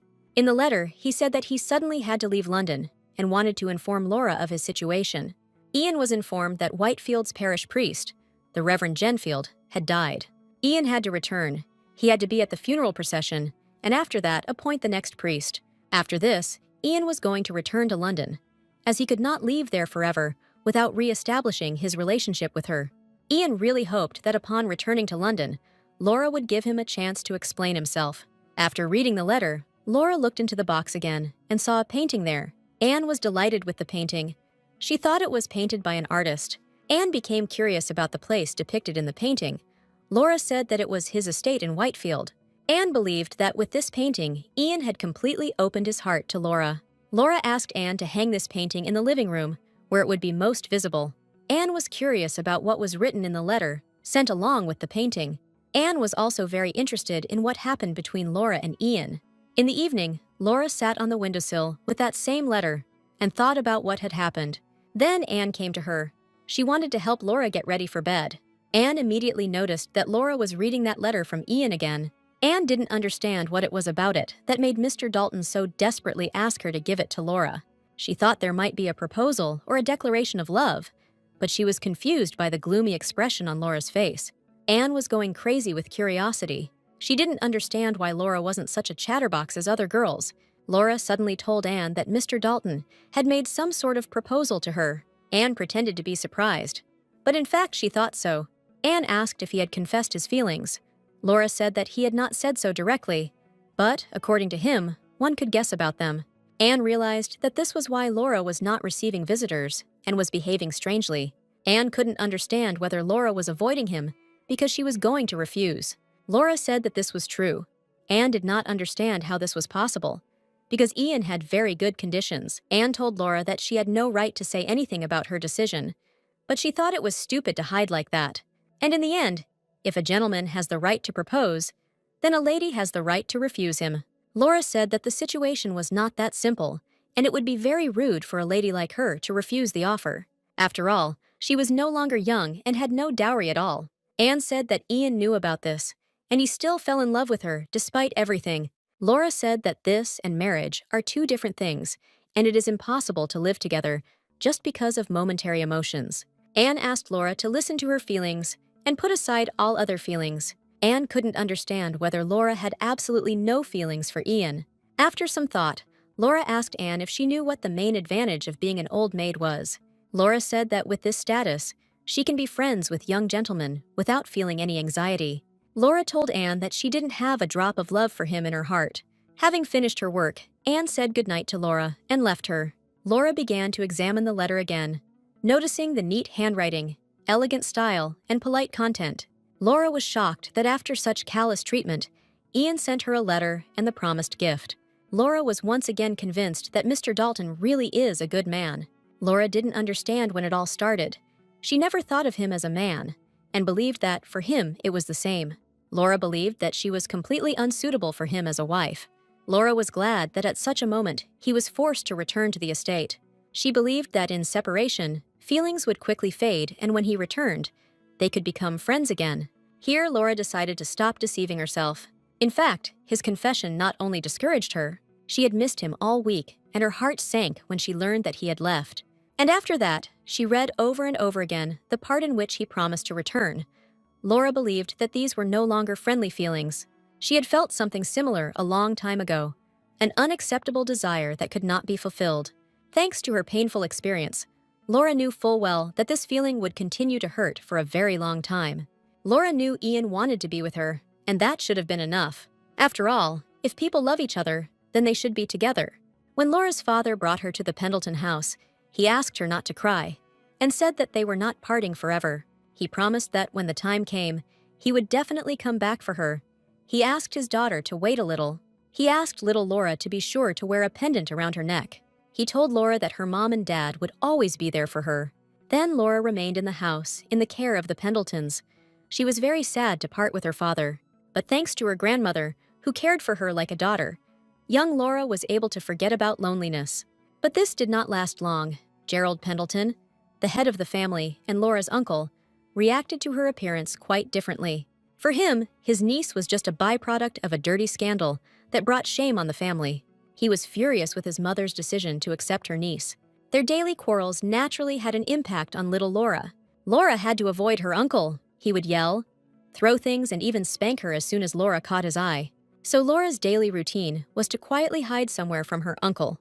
After 3 years, the grandmother, who had been struggling with her son, abandoned Laura's home education and sent her to boarding school. The Pendleton family was one of the few prestigious families in England. Because of this, rumors about Laura's origins began to spread quickly, but she didn't care. Left alone, Laura immersed herself in her studies. Thanks to her diligence and innate intelligence, Laura received the highest marks. Laura tried to be kind and always do the right thing, so that the label of being an illegitimate child would fade. She worked endlessly, suppressing herself again and again, trying to become an exemplary, excellent student. While Laura was studying, Mrs. Abigail filed a lawsuit to register her granddaughter in the family.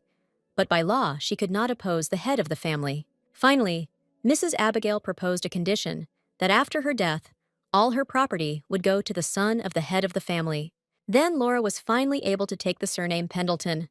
The day Laura graduated from school at the age of 17, Mrs. Abigail picked her up.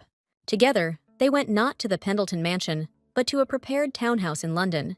Hoping that her granddaughter would be able to enjoy the social life that her daughter had not, Abigail brought Laura into high society. However, in London, aristocratic society, where the old scandal had not been forgotten, Laura was able to gain full acceptance. During her 12 years in high society, Laura Pendleton always lived modestly. She reminded herself every day that she was not a real aristocrat. This was the only way not to break under the weight of cold and contempt from those around me. Laura knew very well what results people could have when they made decisions based on emotions. Laura believed that no matter how much they loved each other, one day her origin would become a stumbling block, and then she will have to pass on the suffering she experienced to her children. Laura liked Ian, which is why she thought it was best to refuse. Time passed. Ian attended the funeral and returned to Whitefield Hall. He told the servants that the funeral had been quiet and peaceful. Many people came to say goodbye, because Reverend Genfield was a good man in life. Ian was sorry that he could not be with Genfield in his last days. Ian asked Remsvik how he was doing. Yesterday, Ian returned late, so he didn't even have time to greet him. Ian wondered if his knees were okay. Remsvik said they were fine. Ian was glad to hear this and asked Remsvik for forgiveness for such a long absence. The maid was surprised that Ian had already returned from the funeral. Yesterday, she had also not had time to greet him. Here the girl became thoughtful. Remsvik asked her what she was thinking about. The girl said she thought Ian would bring someone from London with him this time. After all, this was the first time that he, who had taken such diligent care of the fief, had been absent for so long. Remsvik said that they would not know anything about it until their master himself told them. Ian was lying on the sofa, resting after the journey. Ian was in shock. He had been away for less than 2 months, but he already had a mountain of work accumulated. To begin with, he decided to deal with rent settlements and legal dispute resolution. He also needed to visit the mine where mining operations had begun and meet with a lawyer. But the most important thing was to solve the problem with the manager. Ian couldn't believe that the man worked so carelessly. After seeing the documents, Ian understood why Remsvik had reported it in the first place. In addition to being negligent, the manager had also taken bribes.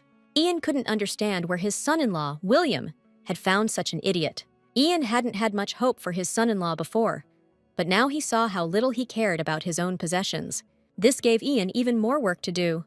Ian was so lost in the office with no time to rest that it was only now that he felt like he had returned. Ian was surprised that he had lived in that noisy place for a whole month, but he didn't understand how his memory could become so clouded. Except for the memories of one person, Laura, Ian couldn't stop thinking about her. He was wondering what she was doing now. He thought she was enjoying an official reception at some house, or she was dancing at some ball.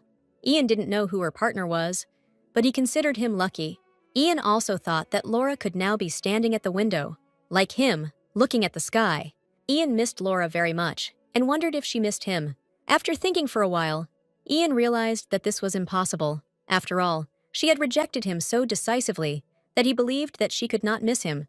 Ian couldn't understand how such a kind girl could reject him so coldly before she had received a proper offer. Ian was sure that Laura couldn't hate him as a person. He thought it was because of the dowry or personal reputation, but Ian didn't understand why she considered it a problem. He had enough money, so the dowry was not a problem. And besides, His reputation could not get any worse. Therefore, this was not a reason to reject him.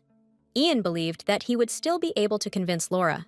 He wanted to come to her personally and explain everything in detail. Ian believed that she would definitely listen to him. He imagined Laura listening to him calmly, with charming seriousness and insight. But Ian knew that if he tried to invite her again in the end, she would shake her head.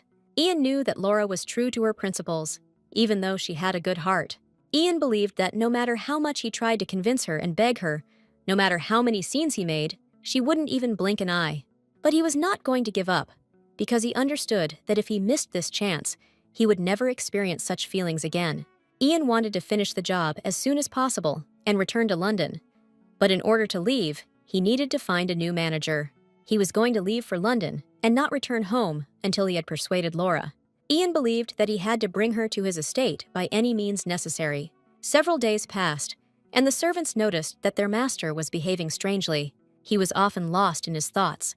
His mind seemed to be somewhere far away. Remswick brought Ian documents on the pensions of employees who had reached the appropriate age. Remswick knew perfectly well that Ian had no problems with his work, but this was the first time he had seen Ian so meticulous and sensitive about everything. Remswick thought something had happened to Ian in London. Out of the corner of his eye, on Ian's desk, under the documents, Remswick saw a drawing. Meanwhile, Ian had already signed the documents. Remswick took the papers and left. The maids who noticed Remswick were surprised by his behavior. They didn't often see the butler smile. The girl even thought they were imagining it. But the second one said that she definitely saw his smile. They understood that something good had happened. Ian finished with urgent matters. Now he decided to go to his older sister, who was waiting for him. Before leaving, Ian informed Remswick that he would need to return to London in a few days. Thinking he would be there longer than last time, he asked Remswick to hire a temporary land manager. Remswick understood Ian's order and said that he would place an ad in the newspaper while he was gone. Remswick immediately realized that Ian was returning to London because of the lady in the portrait. It seemed to him that Ian was truly in love, because he had been in a hurry since his return. Remswick was glad that their master was finally going to bring a mistress into the house. Ian arrived in Danville Park. He had been gone for a month. He hoped that everything was fine here. Ian heard some noise and thought it was his son-in-law hunting. But when he listened closely, he heard a familiar voice, and Ian realized that it was not his son-in-law. Having driven deeper into the park, I saw two boys there. They were Ian's nephews, and they didn't expect to meet their uncle in the park. Ian walked up to the boys and asked them to give him the gun. Ian's nephew told him that they were playing hunters, and it was an ordinary wooden gun. But Ian didn't want to listen to him. He ordered Daniel to give him the gun right away. Soon Ian entered the house, where he immediately met his sister, who was glad to see him. Margaret Fairfax, Ian's older sister, asked her brother when he had returned. Ian put the gun on the table. Margaret didn't understand where he got it from. Ian told his sister that her sons were playing with the gun in the park. Daniel stole a gun from his father.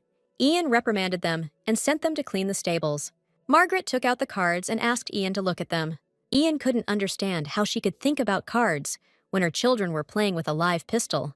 Margaret said that nothing bad had happened, and Ian was once again convinced that these spouses were as good as peas in a pod. Ian didn't understand whether his sister was still into cards. Margaret asked her brother if he had a girlfriend in London. Margaret told Ian that the cards said he would get married this year. Margaret wanted to know more about this girl, but Ian said that he had no one. Margaret asked her brother not to lie to her. She had already heard from William how popular her brother was in London. Margaret heard that Ian responded very favorably to invitations from ladies, went to formal dinners, and attended tea parties. Ian said he was invited, and he simply agreed. But Margaret knew Ian didn't accept invitations that easily. Margaret was sure that there was a lady at those events who had captured his heart. Margaret assumed it was Miss Pendleton, who was often mentioned by William and who organized the meetings Ian attended. Ian didn't want to continue this conversation and decided to leave. Margaret started coughing and Ian got scared. He thought his sister was ill. He wanted to call a doctor, but it turned out that Margaret was just playing a joke on her brother. Ian got angry. Margaret grabbed him and asked if she was right. Margaret noticed that the atmosphere around Ian had changed. The man could not hide the fact that a lady had settled in his heart. Margaret was interested to know about Miss Pendleton. She thought that Laura was a beautiful and intelligent girl. Margaret asked Ian to tell her about this girl. Margaret noticed that Ian's face had changed. She didn't understand what had happened. He looked like a man in unrequited love. Margaret couldn't understand whether Ian was truly unrequitedly in love. Margaret realized that Ian was like this because he had failed to win a woman's heart. Ian said that he and Laura were just friends. Margaret told her brother that since she and Laura were just friends, he wouldn't mind if she sent her a letter, which Ian wrote to her as a child and gave to her the night before her wedding, coming in tears. Ian then wrote to Margaret that he would love her like an older sister, even if she got married and moved far away. There were many mistakes in that letter. The lines were crooked and were running due to tears. Margaret herself cried when she looked at this letter. She could not open her eyes even when she went out into the ceremonial hall.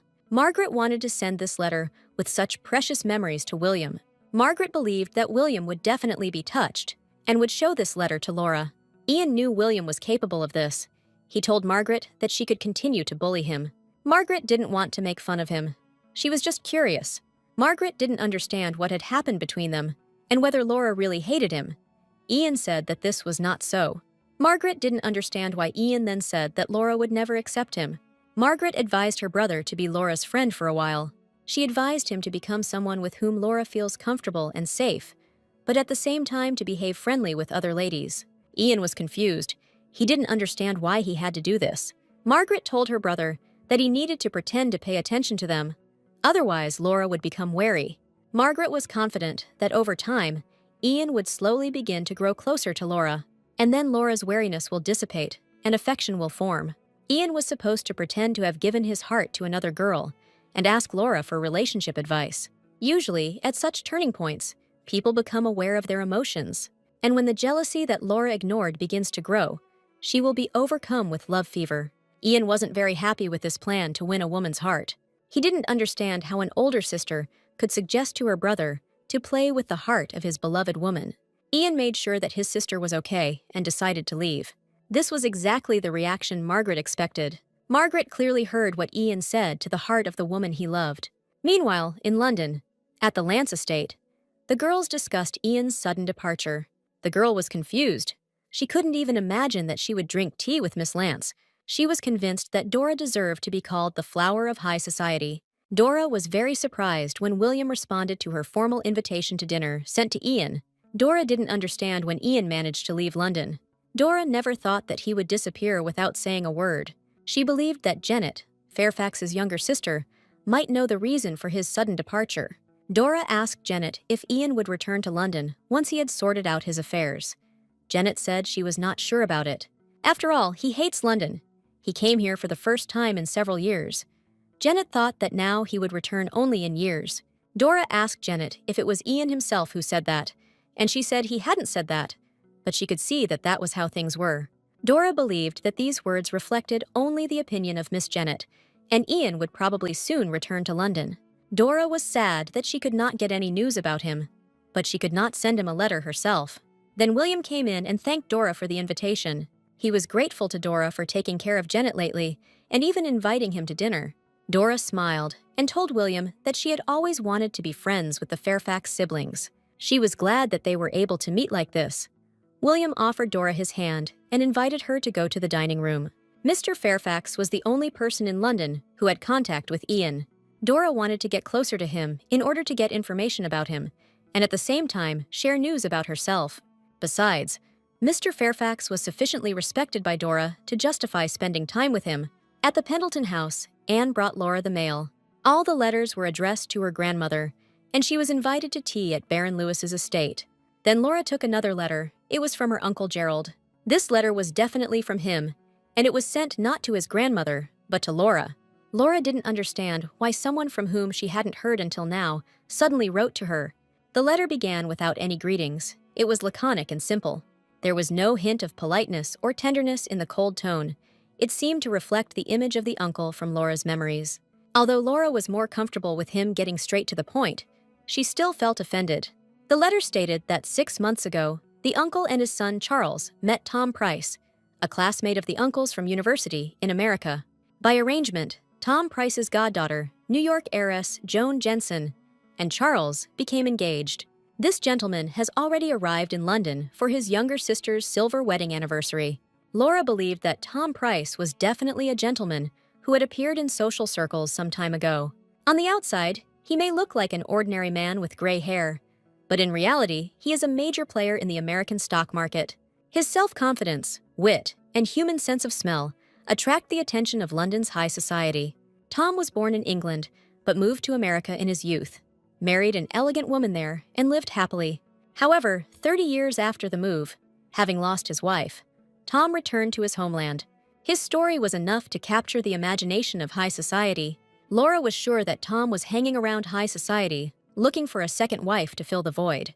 His appearance became such a hot topic that there was no one among London's high society who had not heard of him. The gist of the letter boiled down to a request to show maximum hospitality to Mr. Price, who had arrived in London a little earlier. Laura understood that very soon her uncle would come to them with her grandmother. Laura tried to calm down. She thought that she had no reason to worry. After all, she is no longer that scared 7-year-old child hiding from her uncle. It couldn't be said that Laura wasn't at all afraid of meeting her uncle again. Laura thought that if she played her role well, her uncle would not be able to be angry with her as before. Laura was most worried not about herself, but about her grandmother. The doctor warned that Mrs. Abigail would have a hard time getting through this year. She needed absolute rest. It was necessary to avoid events that could upset her, and most importantly, Mrs. Abigail needed to be taken care of and kept in complete peace. Laura thought that her grandmother might be angry when she heard the news. Laura was afraid that she might go to bed after that. Soon Laura told her grandmother that Gerald and his companions were coming to London and were planning to visit the estate. Mrs. Abigail asked Laura to prepare the best rooms for the guests. The woman herself decided to write an invitation to Mr. Price. As a friend of the head of the family, he deserved a warm welcome. The woman noticed that Laura did not understand anything. She called her granddaughter closer to her. The woman told Laura that she understood perfectly well that her words had confused her. She thought Laura felt bad about giving a warm welcome to Gerald, who had been tormenting her so much. Laura said that everything was fine. The woman told her granddaughter that she had one request for her.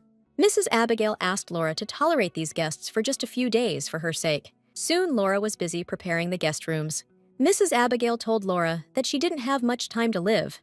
She didn't think she would survive the year. And before it's too late, Mrs. Abigail would like to make peace with her son. The woman thought that this was difficult for Laura to accept and asked Laura to forgive her for it. But Laura understood everything. She was grateful to her grandmother because she became a mother to her. That's why Laura wanted to show everyone how wonderfully her grandmother raised her. Laura had finished all her chores today. The general cleaning was supposed to be finished tomorrow. She was also planning to agree on the menu with Mr. German by noon tomorrow. All that was left was to finish repairing the roof.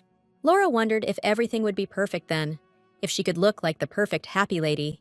Abigail was like a second mother to Laura, raising her and supporting her while fighting with her family. Laura believed that she should live happily, enjoying what her grandmother gave her, having lost what belonged to her. But in reality, Laura never felt happy in this house. In one corner of her memory, there always remained her life with her father, a wandering artist. Laura remembered all the forests through which she wandered, holding her father's hand, every street of the city. She even remembered his face, which she saw for the last time. Laura did not blame her father for leaving her. Laura understood that it was difficult for him to raise a young daughter while leading a nomadic lifestyle. Laura believed that this was probably the best choice for her father. But every time she faced difficulties, she couldn't stop imagining what life would be like if she had continued living with him. Laura understood that then she would not have learned so many things and would not have lived in such a good environment as she did now. But Laura felt that, despite this, she would be much happier than she was now.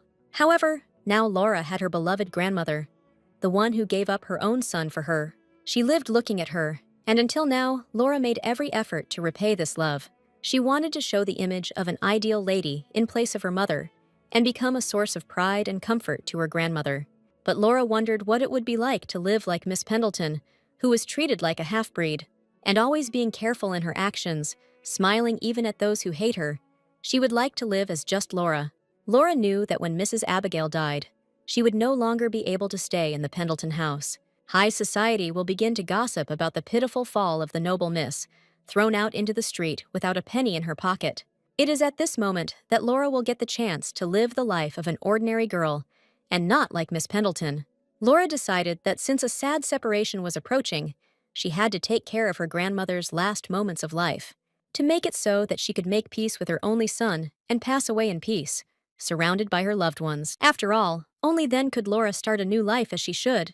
The day of the formal dinner arrived, and Miss Hyde came to visit Laura. Laura told Jane that she had invited her new friend. That's why she thought it would be a good idea to invite her too. Jane told Laura about her job. It was very exciting, although she was only doing small tasks for now. Then Tom Price approached the girls, greeted them, and said he was glad to meet them. Laura introduced herself and Jane to Tom, who said he was glad to meet them both. Tom liked Jane's style of clothing. Laura explained that Miss Hyde worked as a typist. Tom realized that Jane was a careerist. He asked about her plans for marriage. Jane said that she was not going to get married. Thomas was impressed. He thought Jane was incredibly insightful. Jane was surprised. Thomas was the first to react this way. He said that it was because she had learned a secret that was never told to ladies. Jane became interested. She was curious to know what this secret was. Thomas said that for the woman, her husband was nothing more than a headache. He believed that his wife in the other world felt relieved. Jane laughed. Tom seemed funny to her. Laura was glad that she had invited Jane after all. Then, Laura noticed that the rest of the guests had arrived, and she suggested that everyone go inside. The dinner that day was a success. Mr. Price, who had experience working in America, did an excellent job of playing the Joker. His stories about New York high society especially attracted widespread attention. Of course, his voice was loud, and he often touched on topics that were beyond the pale. But thanks to his calm and cheerful tone, no one felt uncomfortable. The dinner he attended was a success and satisfied everyone. Tom himself was also pleased. He thought the dinner was perfect. Laura thought that since Mr. Price was satisfied, then her uncle would have nothing to reproach her for. Laura was very worried. But Mr. Price turned out to be a good man.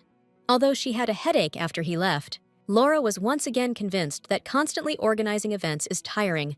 But on the other hand, for Laura it was even better. Because when her head was in turmoil, she thought less about Ian. Time passed, and the fifth dinner arrived, to which Mr. Price was invited. That day, the other guests left early, and Madame Abigail, tired, went upstairs. Laura, at Mr. Price's request, played the piano in the living room where they were left alone. Laura felt uneasy because Mr. Price was sitting too close. Tom told Laura that he had been looking for her since he first entered London high society, and Laura realized that Tom had heard about her from his uncle. Tom said that was true, and Gerald bragged endlessly about what a beautiful lady his niece was. He said that she, more than anyone else, personified the true English lady. Laura didn't understand whether her uncle was praising her. It seemed strange to her, since he hadn't seen her for a long time. Laura looked towards Tom and got scared. She screamed in fear. Anne immediately ran into the room. She was afraid for her mistress. When Anne entered the room, she saw Tom kneeling in front of Laura and holding her hand. Anne asked Laura what was going on, and Laura said everything was fine and sent Anne back. Tom asked Laura not to be surprised and to listen to him. Meeting Gerald made him feel homesick. Tom hoped to find a new wife in London, considering that English ladies are more noble and purposeful than ladies of other countries. And at a dinner party at the Pendletons' house, he met a lady who was an exact copy of his wife. She possessed beauty, dignity, talent, and character, he said about Laura herself. Mr. Price asked Laura to become his wife. He wanted to go with her to America and start a new life. He told Laura that her age was not a disadvantage for him at all, and he is not so presumptuous as to desire a 20-year-old girl. All he needed was a virtuous woman to warm his bed. Tom asked Laura if she would accept his proposal. Laura was stunned. She told Tom that she was grateful to him, but could not reciprocate. After all, there is no love for him in her heart, and this will not change in the future. Laura asked Tom to generously forgive her for her refusal and left. Although Mr. Price was not invited to dinner from that day on, he did not give up and showed extraordinary persistence. From the next day onwards, he sent Laura flowers every day.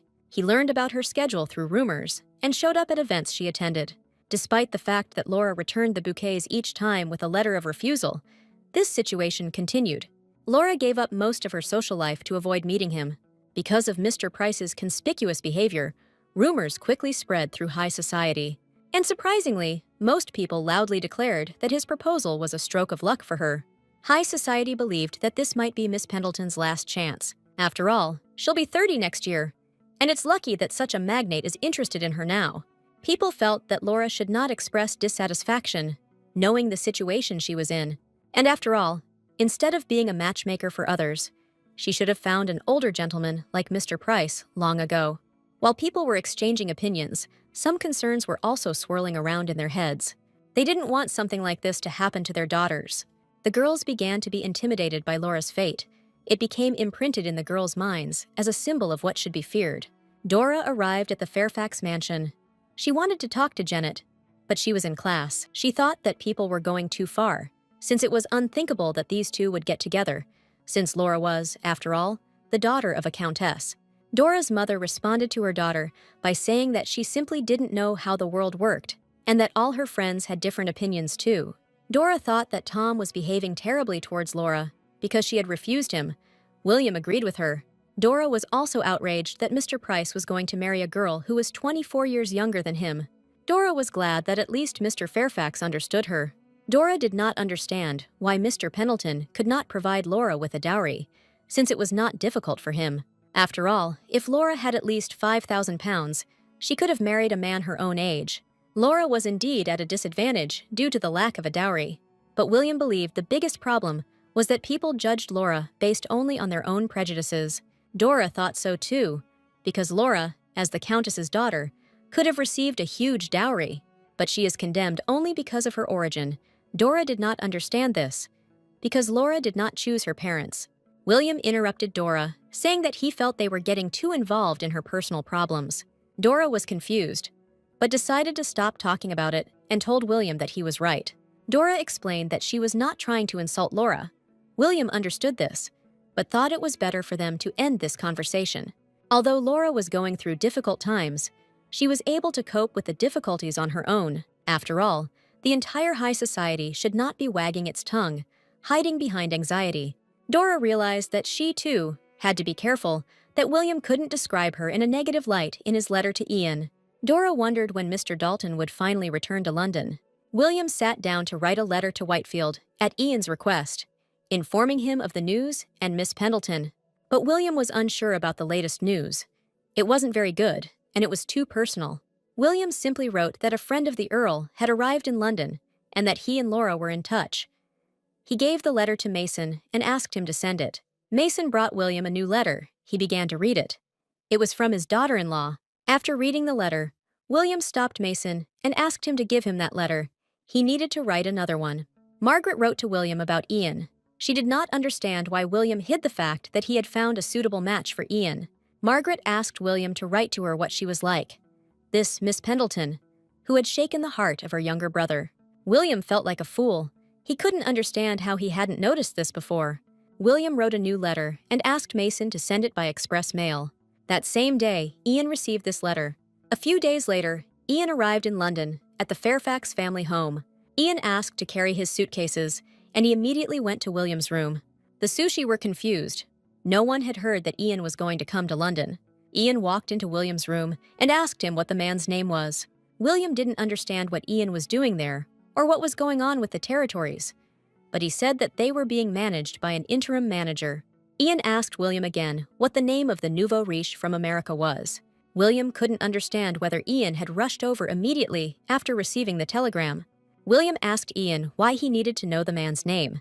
Ian said he would throw the man out of England and make sure he could never come back. William didn't understand whether Ian really wanted to challenge the man to a duel. He thought Ian was crazy. After all, such wild antics ended with the generation of their grandfathers. Ian said the law was still in effect, and if there was a witness, he could legally put a bullet in him. William believed that this could not be called a duel of honor, because it was a mockery of the old man. Ian said that if this old man doesn't want to, he can easily leave for America. William decided to clear something up first. He asked Ian if he was really in love with Miss Pendleton. Ian said that otherwise he would not have come to London. Laura settled in his heart from their first meeting.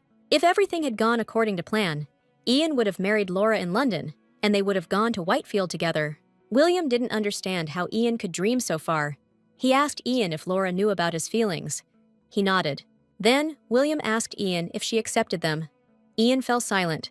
William realized that Ian had been rejected. William couldn't understand whether Ian was going to shoot her uncle's friend after refusing his offer. William believed that this was not love, but murder due to jealousy, and Laura could have problems because of this. Ian didn't understand whether he should now leave everything as it was. After all, if Laura had a father or brother, they would have long ago used weapons for the honor of their sister or daughter. Although if Laura had someone, this feeble-minded old man would not even dare to approach her. William understood Ian perfectly well, but he felt he was in no position to do it. After all, there was no reason why Ian could threaten Laura's guest with a weapon. William believed that if Ian did this, Laura would never look at him again. William asked Ian to calm down and think things through rationally if he wanted to win Laura's heart. William couldn't believe that Ian was acting so emotionally. William thought that Ian and Laura would really make a good couple. William didn't understand why Laura turned down Ian's proposal. Because they got along well. William became interested in how Ian proposed to Laura. He said that he did not do it, because Laura said that she knew about his feelings. William asked Ian to tell how he expressed his feelings to her. After hearing this story, William was shocked. William understood why Laura had been trying to change the subject all these days when the conversation turned to Ian. William advised Ian to start by rebuilding his friendship with Laura, which is what Ian wanted. But he can't leave that old man alone. Ian believed that if not by force of arms, then by any other means he should drive him away from Laura. William asked Ian to calm down and listen to him carefully. William said that in the 6 years he had known Laura, she had been bored with a lot of men. They thought they could play with her without any problems, since she didn't have the protection of her family. But Laura never hesitated. William believed that this time too, she would deal with the situation herself. Ian didn't understand whether he should give up. William told Ian that if he interfered, their relationship would only get worse. William told Ian that there was still a chance that they could be friends again, but if he makes a scene with Mr. Price, everything will end and Laura won't say a word to him after that. William told Ian that after this, he wouldn't even be able to meet her, let alone marry her. William asked Ian to be careful, as he could not give vent to this anger. Ian thought he would feel much better if he found the old man and drove him out of England. And after that, he wanted to find and teach a lesson to the people who insulted Laura, but he couldn't do that, and it drove him crazy. Although Ian hated to admit it, William was right. If he did something like that, Laura would never look at him again. Ian now wanted to see Laura, even if only for a moment, and he was thinking about how to unobtrusively let her know that he was in London. Then Janet came into the room and told Ian that Miss Lance had come to visit them. She heard that Ian had returned to London and was very eager to meet him. Ian was confused. He no longer remembered who this Miss Lance was. Janet reminded Ian that Miss Lance's name was Dora, but Ian still didn't understand who she was talking about. The name seemed familiar to him, but he couldn't remember who she was. Ian remembered that Laura had introduced this girl to him at the reception, but he didn't understand why she wanted to meet him, because nothing memorable had happened between them. Ian asked Janet to say that he was not receiving guests because he was too tired. Janet told Ian that she had already told Dora that he was home, but Ian still didn't want to see her. Then Ian remembered that Laura was glad that he was friendly with her friend. Ian finally decided to accept Dora, and the girl was incredibly happy that they were able to meet. Dora said that she was very surprised by his sudden disappearance. She had a lot of questions for him. William thought that Ian would not come down to them and would come up with some excuse. Dora asked Ian how his visit to Whitefield had gone after such a long break. She wondered if the weather in Whitefield was like here, and if he had finished all his business. Ian's ears were already drooping. He didn't understand why Dora was so talkative. Whatever Ian said, Dora started laughing. Ian couldn't tell if she was stupid or if she just laughed easily. Ian was starting to get angry. He couldn't keep smiling. He wanted to lock himself in his room and smoke a cigarette. Dora told Ian that he had returned just in time, as the balls were in full swing and the rowing competitions would soon begin. William told Dora that Ian, unlike him, was not particularly interested in sports competitions. Ian said that he mostly enjoys reading books or horse riding. Here, Janet reminded Ian that he was a graphic artist, and his skills would surpass those of any artist. Dora asked Ian if he could draw that well. Ian said that Janet was exaggerating. Janet said she saw the notebook with the drawings, and they were superior to the drawings of all the teachers she had taken lessons from. Dora started begging Ian to show her his drawings, and Ian realized that he couldn't get out of it. The girls started looking at the notebook and were very surprised. Dora thought Ian's skills were amazing. It was the first time she had looked at the drawings in such detail. Dora told Ian that his work was truly outstanding and that his powers of observation and manual dexterity could be seen in it. Dora asked Ian if he could paint her portrait. Ian told Dora that he would very much like to fulfill her request, but he was not a portrait artist. That's why he can't portray one lady. Dora said that there are only them here, and everything will be fine if they keep it all a secret. Ian said it was one thing whether she was a madam or a child, but he couldn't draw an unmarried lady who had just made her debut. After all, it could harm her reputation. Dora did not understand why Ian was so worried about her. Dora asked Ian to draw her and Janet, because if it was just the two of them, there wouldn't be any problems. Ian wanted to refuse, but William asked him to just draw it, because Laura wouldn't get the wrong idea if Janet was in the picture. Ian tried to calm down. He understood that now he had to be patient. After all, now this burdensome lady is like a thread connecting him with Laura. Ian decided to consider it the price he paid for using her. Ian asked the servant to bring him some pencils, and he immediately warned the girls that he would only draw one portrait. Janet didn't mind giving the portrait to Miss Lance, who was going to hang it in the living room in the most prominent place. Ian started painting the portrait. He asked the girls to sit still and not move. Dora was delighted. It was the first time she had seen such a refined portrait. There were countless rich gentlemen in the world, but Mr. Dalton was the only one who possessed such talent. It seemed to Dora that while Ian was painting their portrait, his gaze touched every part of her. Dora placed the drawing in the best frame she had in the house, as she had promised, and hung the painting in a prominent place in the living room. The painting began to give Dora the illusion that she and Ian Dalton met every day. The next morning, all the servants were busy cleaning the Pendleton house.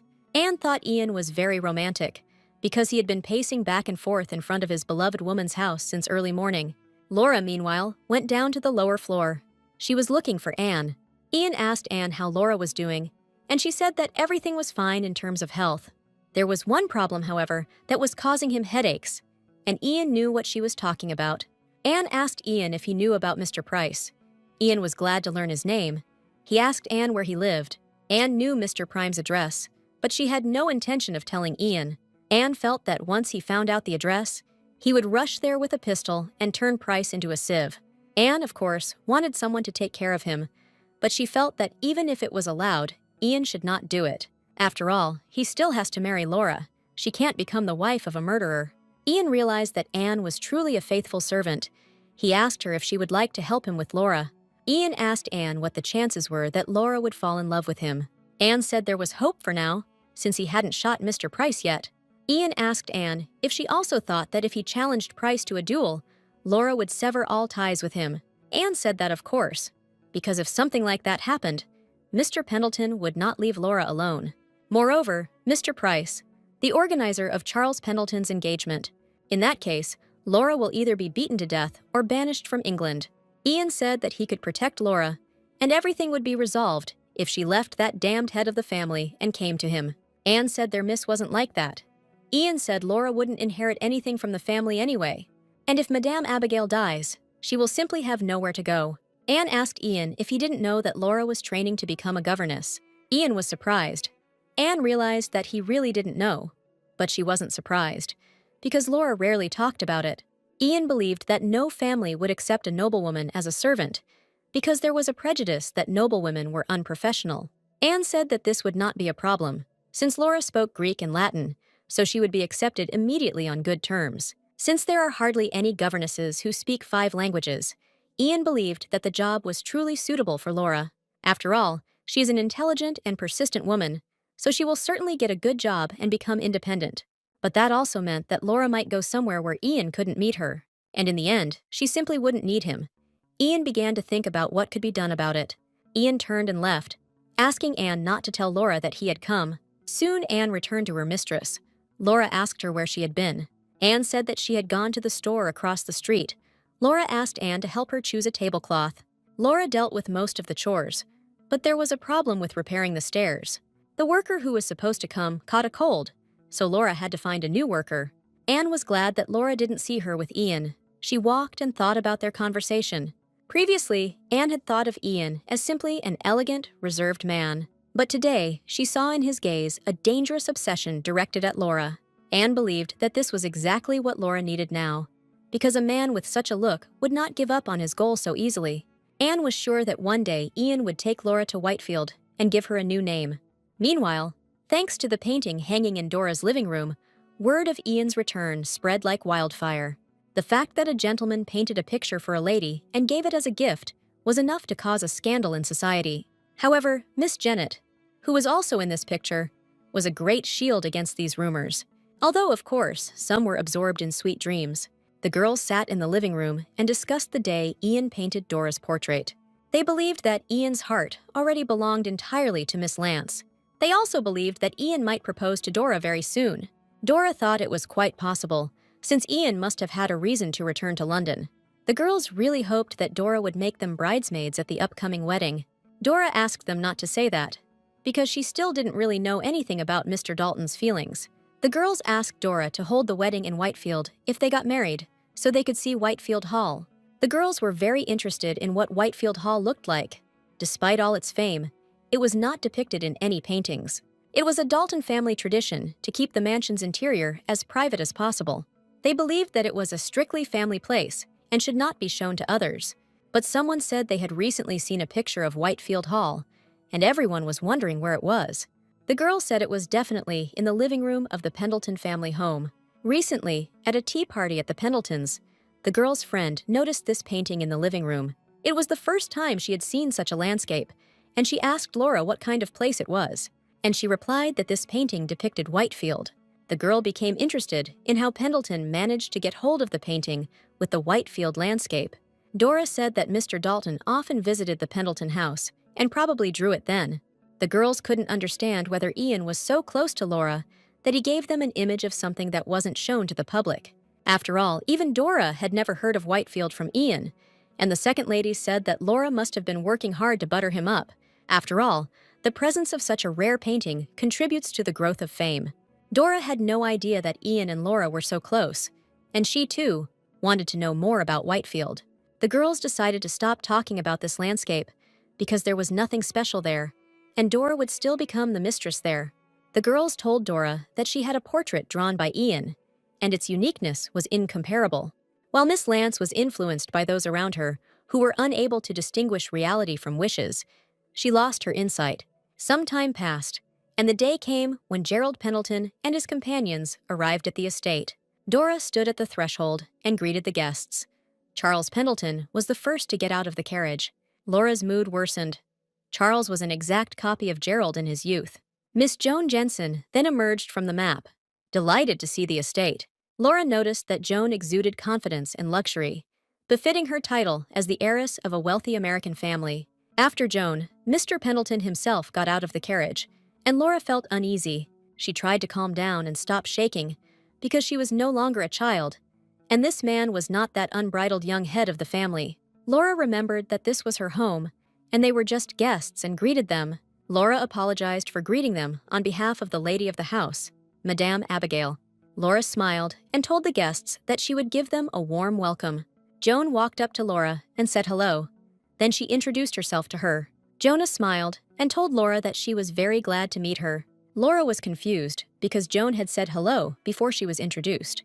Laura introduced herself to Joan, who thanked her for her hospitality. Joan admitted that she had been looking forward to this day, as she had been told that this was the best estate in London. Laura told Joan that if she decided to pay a visit, she would show her everything at any time. Laura said it was truly the finest estate, and Joan could appreciate it when she looked around. Joan smiled. She liked Laura. She invited Laura to come into the estate and have some tea. She wanted to see the living room. Charles reminded Joan that today she was just going to see where the estate was. She needed to meet Tom, who was already waiting for her. Joan said that if she was late, her godfather would not pay attention to it. Charles told Joan that she would still be better off resting, but Joan said that, unlike him, she was not at all tired. Joan asked Charles not to act like her godfather's servant, but Charles said it wasn't just because of her godfather. Charles said he had the right to choose what was best for her.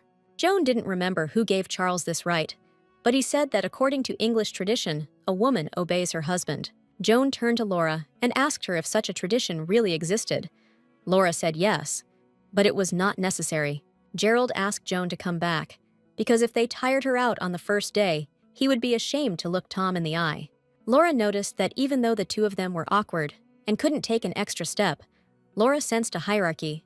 Joan told Laura that they would then come to dinner tonight with her godfather. Gerald and Charles walked into the house, passing Laura. Gerald turned and asked her if the guest rooms were ready.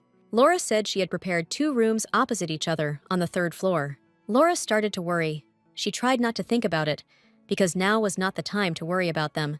She needed to focus on making sure tonight's dinner was the best the Pendleton family could offer. She also needed to prepare everything for the meeting of her grandmother and uncle. Laura asked Leon if he had shown the guests to their rooms. Leon said that the guests immediately went to greet Madame. Laura walked up to her grandmother's room. Abigail and Gerald had been fighting for many years. Laura thought that they would undoubtedly start quarreling as soon as they met. Laura was afraid that her grandmother would get upset and her condition would worsen. Laura felt that she had to prevent this. She began to enter the room. Laura wanted to settle the quarrel at all costs. But when she entered the room, Laura was at a loss. Gerald knelt by his mother's bed and asked her for forgiveness. Madame Abigail looked at her son and told him that everything was fine now. Laura stood there, not understanding what was going on, while Madame Abigail called Charles over. Charles leaned over the woman and said that it was she who gave him his name as a child. The woman began to look at her grandson and say how much he had grown. What met Miss Pendleton's eyes was completely different from what she had expected, and Laura should have been pleased. After all, her fears did not come true, but she did not even imagine such a caring picture. The whole scene resembled an awkward, strange melodrama. Madame Abigail noticed Laura and asked her not to stand there on the side, but to come to them. Abigail asked her son to say hello to his niece and said that she had taken good care of her so far. It was a game of a harmonious family, in which there seemed to be no disagreements. Laura decided not to worry about whether it was a lie. All that mattered to her was her grandmother's peace. That evening, dinner at the Pendleton house turned into a perfect family celebration. At an event where a mother and son were dramatically restored. The charming future spouses and their godfather were present at the dinner, and a friendly, warm atmosphere reigned. Besides the future couple, one of the main topics of conversation was Charles Pendleton. After graduating from university, he worked in a law firm, but decided to become a pastor and explained his decision in detail. Everyone nodded in response to his ambitious words, that even though this road was full of poverty, they would endure it with the power of faith and love. And Laura felt conflicted, remembering his frivolous behavior before dinner, but she quickly dismissed the thought, hoping that no problems would arise during her stay. All the guests left. Laura told Anne that the groceries were supposed to be delivered in the morning, and Gerald needed to be told about this. Then suddenly, someone came up to Laura and called her. Laura got scared. It was Mr. Price. Laura was surprised, because she thought he had left. Tom said that he had forgotten his gloves. Laura was sure that he had not forgotten them, but had left them on purpose. It immediately seemed strange to her that he had left just like that. Laura found his gloves and brought them out to him. But that was not all. Tom told Laura that he had one request for her. Laura was surprised. Tom wanted to ask Laura to take care of Joan and open the way for her into London high society. In recent years, Joan has been the queen of American high society. This time, the object of conquest will be London high society. But there were still many shortcomings in her British manners, and Tom thought that if Laura set an example for Joan, it would help her a lot. Laura said that since Joan was Charles's fiancée, she would do everything in her power. Tom wanted to get down on one knee again and propose to Laura, but she screamed and asked him to stop. After all, no matter how many times he proposed to her, her answer would never change.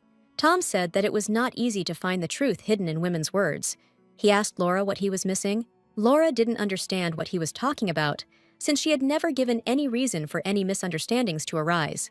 Laura didn't understand why this man was acting as if she had seduced him and left him. Laura wanted to explain everything again, but Tom said that he would go, and still he would wait for her answer. He needed only one word, and then he would become her husband. Laura had been through so much today that she got a headache, so she decided to go upstairs and rest. On the stairs, Laura met Gerald. He told Laura that she had received her guests very skillfully today. Gerald asked Laura if she had really been playing the role of hostess at her mother's side for all these 12 years. Deals with all matters big and small. Laura said that's true. Gerald asked Laura why she hadn't married yet. Laura said she thought she was unlucky in many ways. Gerald asked if they still hadn't found a suitable partner for marriage. Laura said she had never had such impudent thoughts. Gerald told Laura that he didn't know what she was planning, but he thought she'd better give up on the idea of getting anything from his mother, or stay in the house. Gerald advised Laura to find a way to live on her own. After that, Gerald left, and Laura was convinced that he had not changed at all. Laura believed that she, too, probably remained the same in his eyes. No different from a rat, worthy of contempt, a disgusting parasite. Laura was sure that one day she would definitely gain freedom and would happily throw off the Pendleton name. The next morning, an unexpected guest visited the Pendleton house. Joan arrived and began to look around the estate and admire the interior. She was sorry that she hadn't had time to examine everything in detail yesterday. The interior turned out to be better than she expected. Laura was a little confused because it was not tea time and Joan had not received an invitation. But she came simply because she wanted to look at the crowbar, which surprised Laura. Laura wondered if it could be said that this was Joan's style. The reason Joan was so interested in the house was simple. The Pendleton house was located on Grosvenor Street. This street was a wealthy area of London, and property there was sold based on pedigree, connections, and social status. It was impossible for such a perfect American as Miss Jensen to get there alone. Joan asked Laura how many rooms there were in the house and how old the furniture was. Laura answered all the questions honestly, even though the day this house became Joan's home was also the day of Madame Abigail's death. And during the day, when Laura is thrown out into the street without a penny, Laura told Joan that she had heard that she was interested in British high society. Joan said she planned to enter London high society immediately after her wedding to Charles. Laura thought it would be difficult for her to combine life in the flock and social life, but Joan said she would not go to the parsonage. Joan said that Charles, when he proposed marriage, suggested that she live in the house on Grosvenor Street instead of the parsonage. Joan said that this was largely why she accepted his proposal. After all, it would be difficult to find a better place in any other marriage. Laura thought it was strange, even if you ignored the work in the parsonage. Laura didn't understand how she could be so shamelessly happy in front of a man who would have nowhere to go when this house became hers. At the same time, Laura did not feel any malice or superiority from Joan. Laura believed that Joan did not know that she was going to be kicked out. Joan asked Laura if she could recommend any good tailor shops. Joan took 3 boxes of clothes with her to England, but 2 of them were lost along the way. Joan thought it was even better. It would be easier to keep up with local fashion if she had her clothes made in London itself. Laura said that it would be difficult to do this now because the social season is in full swing, so all the studios are busy. Joan asked Laura if she had a personal tailor. She didn't know what to do because she had a couple of suits left. Laura suggested that she smoke clothes in a department store where they sold ready-made clothes of good quality. Laura was willing to join Joan and show her around, and Joan told Laura that she was very nice. Joan told Laura that she was the perfect person to help her achieve her goals. After all, for an American lady, the opportunity to enter a British noble family cannot be bought even with money. Joan intended to use this as a springboard to conquer London high society within 3 years. It might not be possible for Joan Jensen, but it is possible for Anne Pendleton. Jonah believed that if she became famous here, then naturally she would enter into the social circles of all of Europe. Laura could not believe that she so easily declared that she was getting married in order to conquer European society.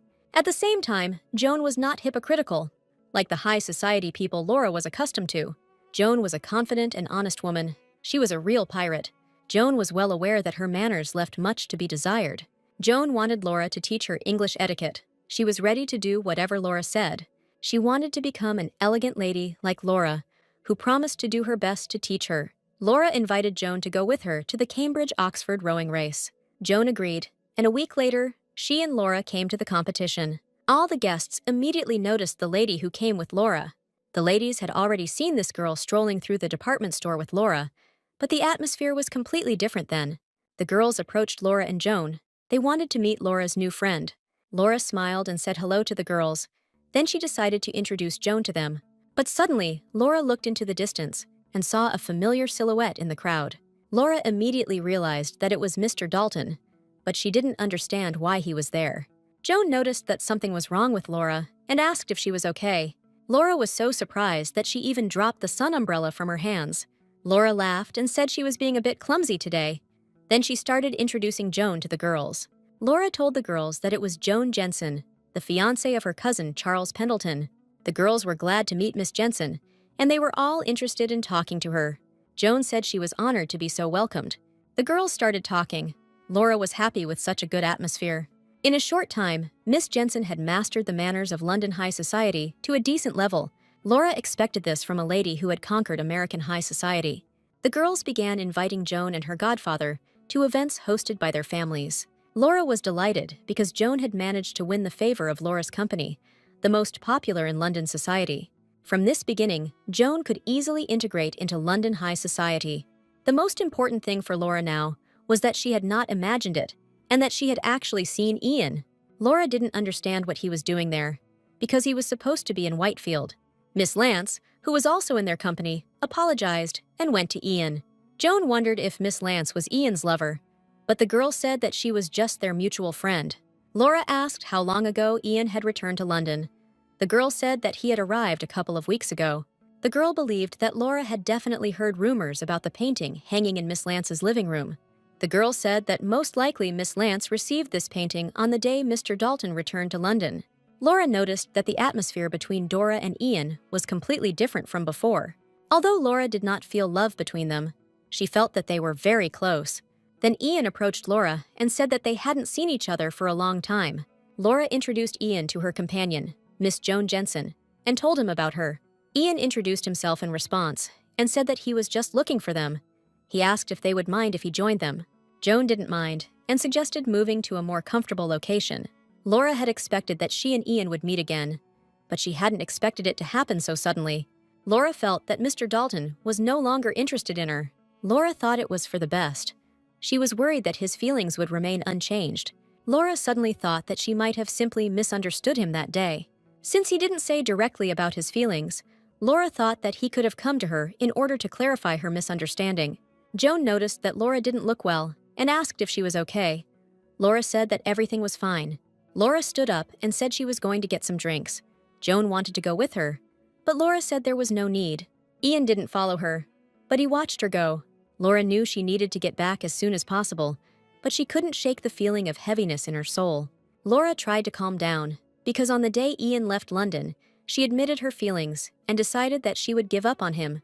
Laura was simply surprised to see him after a long time. It seemed to her that his feelings, which she was not even sure of, had cooled. Laura felt she had to give up the love that made her miserable. Laura tried to calm her heart, but then Ian came up to her. Ian realized he wasn't imagining things. When he saw Laura up close, he could tell she had actually lost weight. Ian didn't understand whether Laura was sick. He looked at Laura and couldn't understand it. He had to control his gaze in front of the one he dreamed about every day. For him, it was torture. Ian picked up Laura's hairpin from the ground and handed it to her. Laura didn't notice how she dropped it. Laura smiled and thanked Ian for that. She hugged the hairpin to herself and was about to leave. But Ian suddenly asked Laura to give him some time. He had one request for her. Laura immediately agreed, and soon she and Ian were walking in the park. It was unexpected, and Laura didn't understand what Mr. Dalton could ask her for. Ian asked Laura if she had been doing well during this time. Laura said that she had been doing well. Ian walked and couldn't take his eyes off Laura. He hadn't seen her for a long time and missed her very much. He couldn't believe that he was now walking next to her, the girl he missed every day. From the moment their eyes met, Ian tried his best not to look at her every second. Ian believed that he had to endure it now, because Laura could run away, just like she did then. Laura asked Mr. Dalton how his trip to Whitefield had gone. Ian said it wasn't the most pleasant time, as he was so busy with things that he didn't have time to breathe. Laura thought that since Ian was there, he had everything under control.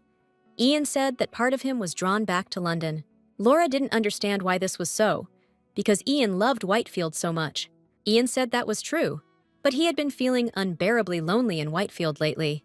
Ian believed that living in London had influenced him, and that was why things were so difficult for him. Ian told Laura that while he was in Whitefield, he kept thinking about what she had told him. She talked about soulmates and a harmonious life between a man and a woman. Ian believed that these were the words that might have had an effect on him. Ian told Laura that she made him realize he needed a wife, the mistress of Whitefield. Ian told Laura that she was the only one who could help him with this matter.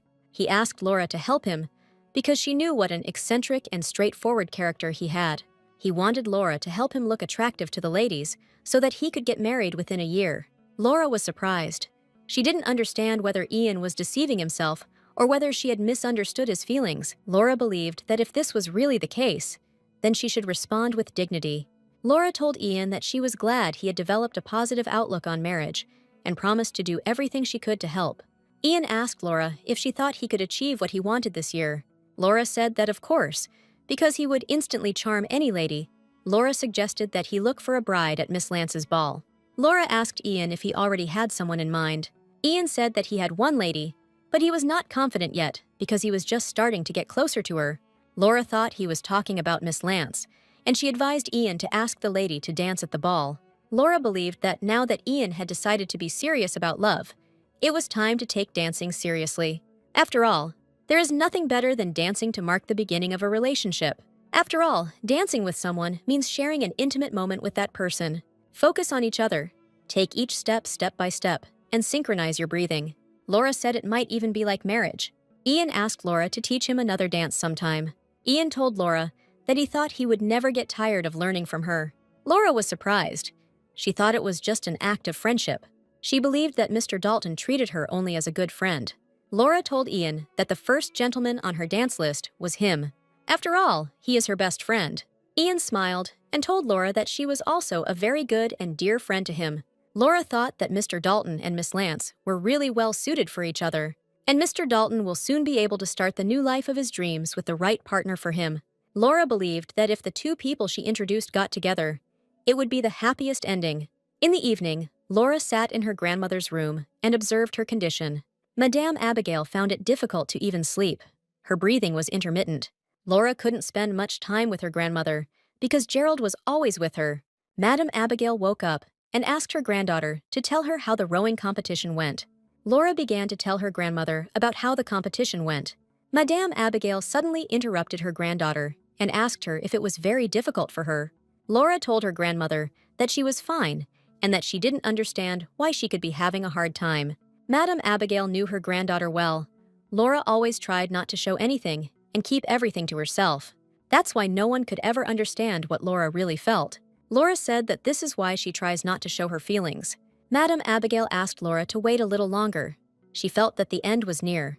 Laura told her grandmother that she was only hanging on for her sake so that she could be happy. Laura begged her grandmother not to talk about the end, because she knew what it meant. Madame Abigail felt very sorry for Laura. After separation from her father, she had not stopped crying, and the woman consoled her for a long time. But now Laura has become someone who cannot cry freely, even when she needs to. Madame Abigail asked Laura to be patient a little longer, and she would certainly make up for the last 12 years. After leaving the room, Laura became thoughtful. She did not understand what her grandmother had planned. Then Gerald approached Laura. He realized that Laura had been to Madame Abigail's. Gerald heard that Laura went with Miss Jensen to the rowing competition. He asked Laura if she had been rude to her. Laura took a breath and told her uncle that nothing had happened for him to worry about. Gerald was pleased and asked Laura if she thought Miss Jensen was satisfied. Laura said Miss Jensen enjoyed socializing with other ladies and was also invited to various events. Gerald also told Laura that he knew that she had recently received a proposal from Tom Price. Laura said it was true. Gerald didn't understand why Laura told him no. Laura explained to her uncle that she did not want to be Tom's wife because she had no feelings for him. Gerald realized that Laura had inherited her mother's vanity, and he believed that Laura should not have rejected his proposal just because of that. Laura told Gerald that a lady has the right to refuse a marriage proposal and that this decision must be respected. Gerald told Laura that he didn't need to be reminded of his duties as a gentleman. As an uncle, he wanted to give her advice. He believed that turning down a suitor by trying to inflate her price was not something one could do in her situation. Gerald thought Laura should be grateful that Tom was interested in her. He asked Laura to stop tormenting her soul and accept Tom's offer. Laura was left alone. She did not understand why her opinion was always considered a petty trick, an attempt to inflate her value. But no matter what others say, they won't be able to break Laura's convictions. She also had no intention of marrying a man she didn't deserve. She didn't want to sell herself for money.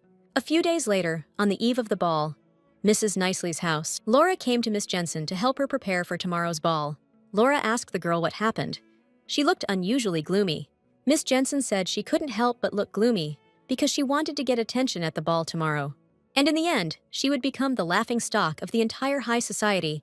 Jensen thought that it would be better if she caught a serious cold. Just before the ball, Miss Jensen fell into deep despair.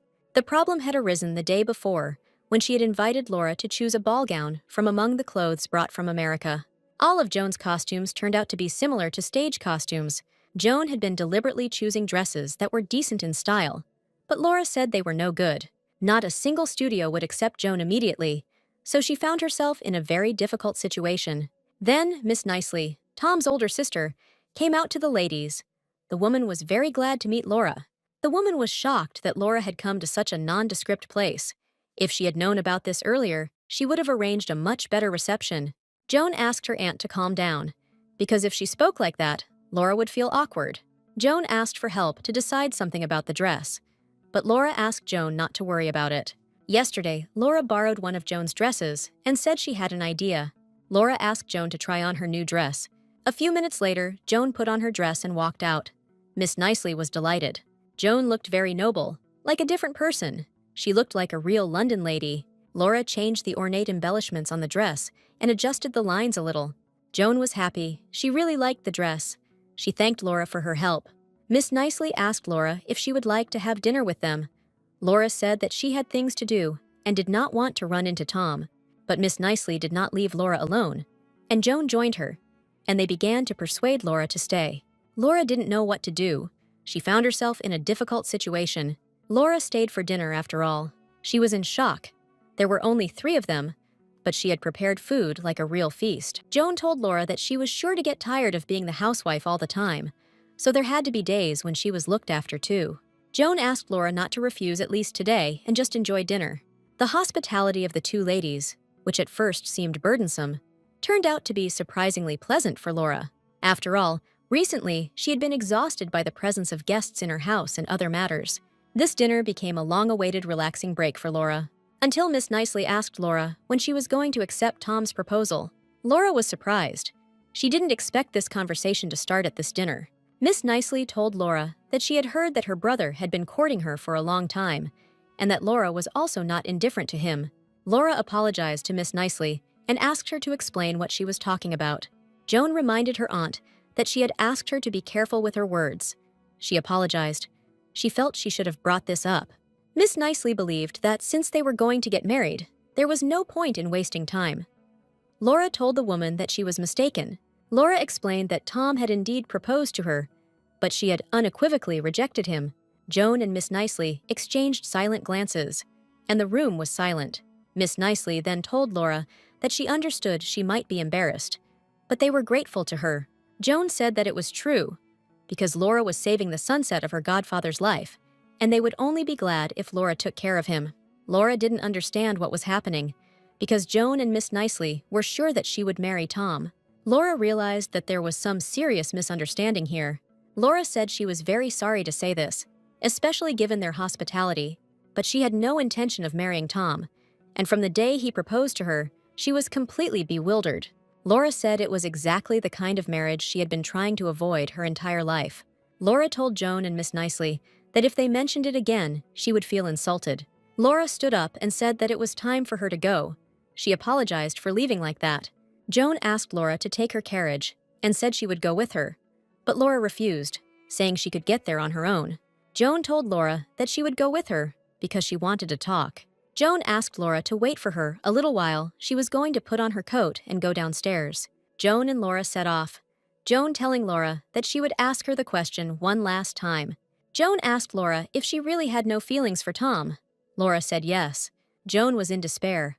Laura asked Joan to explain to her what was going on. Joan told Laura that Tom planned to publicly propose to her at the ball the following day. Laura was surprised. She had no idea that Tom could think of such a thing. Laura wanted to explain everything to Joan again, but she said that now she understood everything perfectly. Joan realized that Laura was not only completely uninterested in the marriage, but was also going through a hard time because of it. Joan said that Tom was solely responsible for this.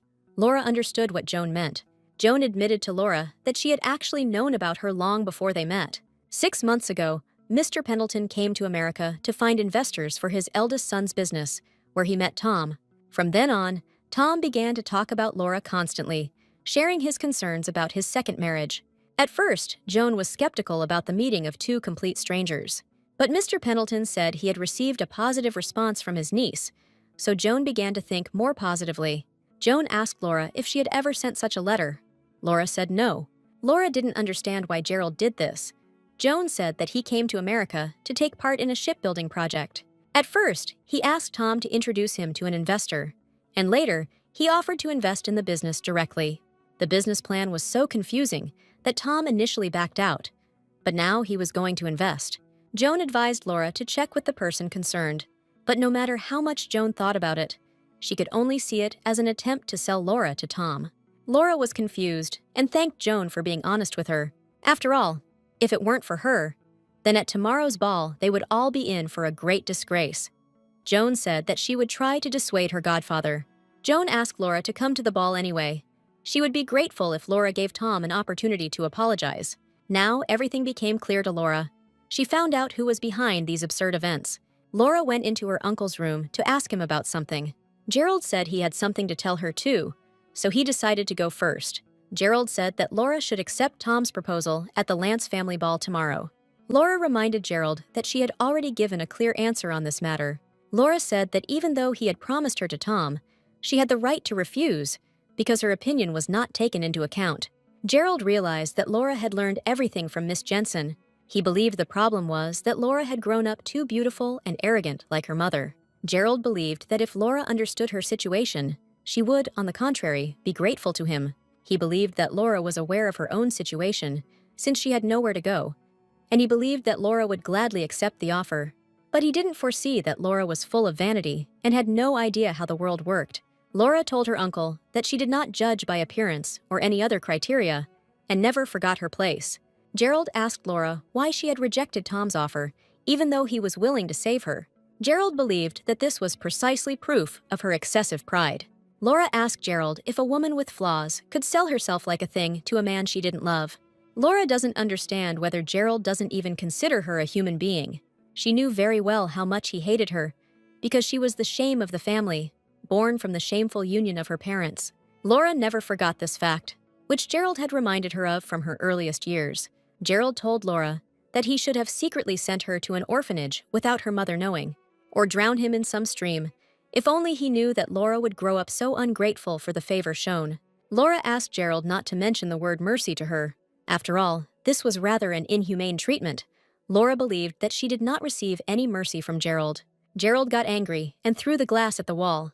It broke, and a shard hit Laura's hand. Gerald couldn't understand whether Laura, living in luxury and eating well, imagined herself to be an earl's daughter. Gerald told Laura that she was nothing but a dirty, shameful stain on the Pendleton family.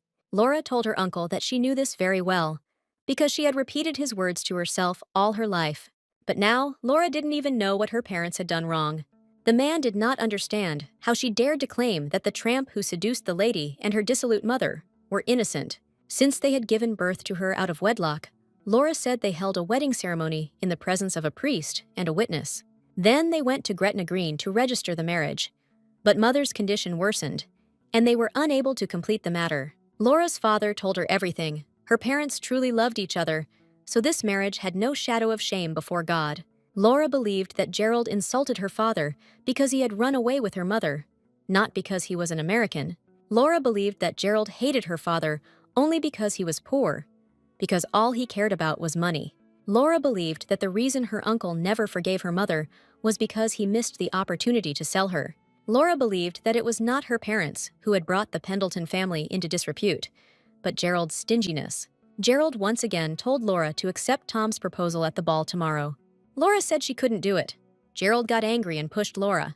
Then he approached her and asked her to tell him that she would accept Tom's proposal. Laura told Gerald that when her grandmother died, she would leave home with nothing and even give up her family name. Laura told Gerald that forcing her into marriage was unwise. Gerald stepped on Laura's palm. He called her a dirty and disgusting animal. He didn't like her arrogance. Gerald ordered Laura to apologize for insulting the head of the family, and also say that tomorrow she will accept Tom's proposal. Laura said she would do as he wanted. She begged her uncle to let her go. Laura went to her room and lay down on the bed. Then someone knocked on her door. Laura stood up and opened the door, and Anne stood at the threshold of her room. Anne said she was standing in front of the office and overheard her and Gerald's conversation.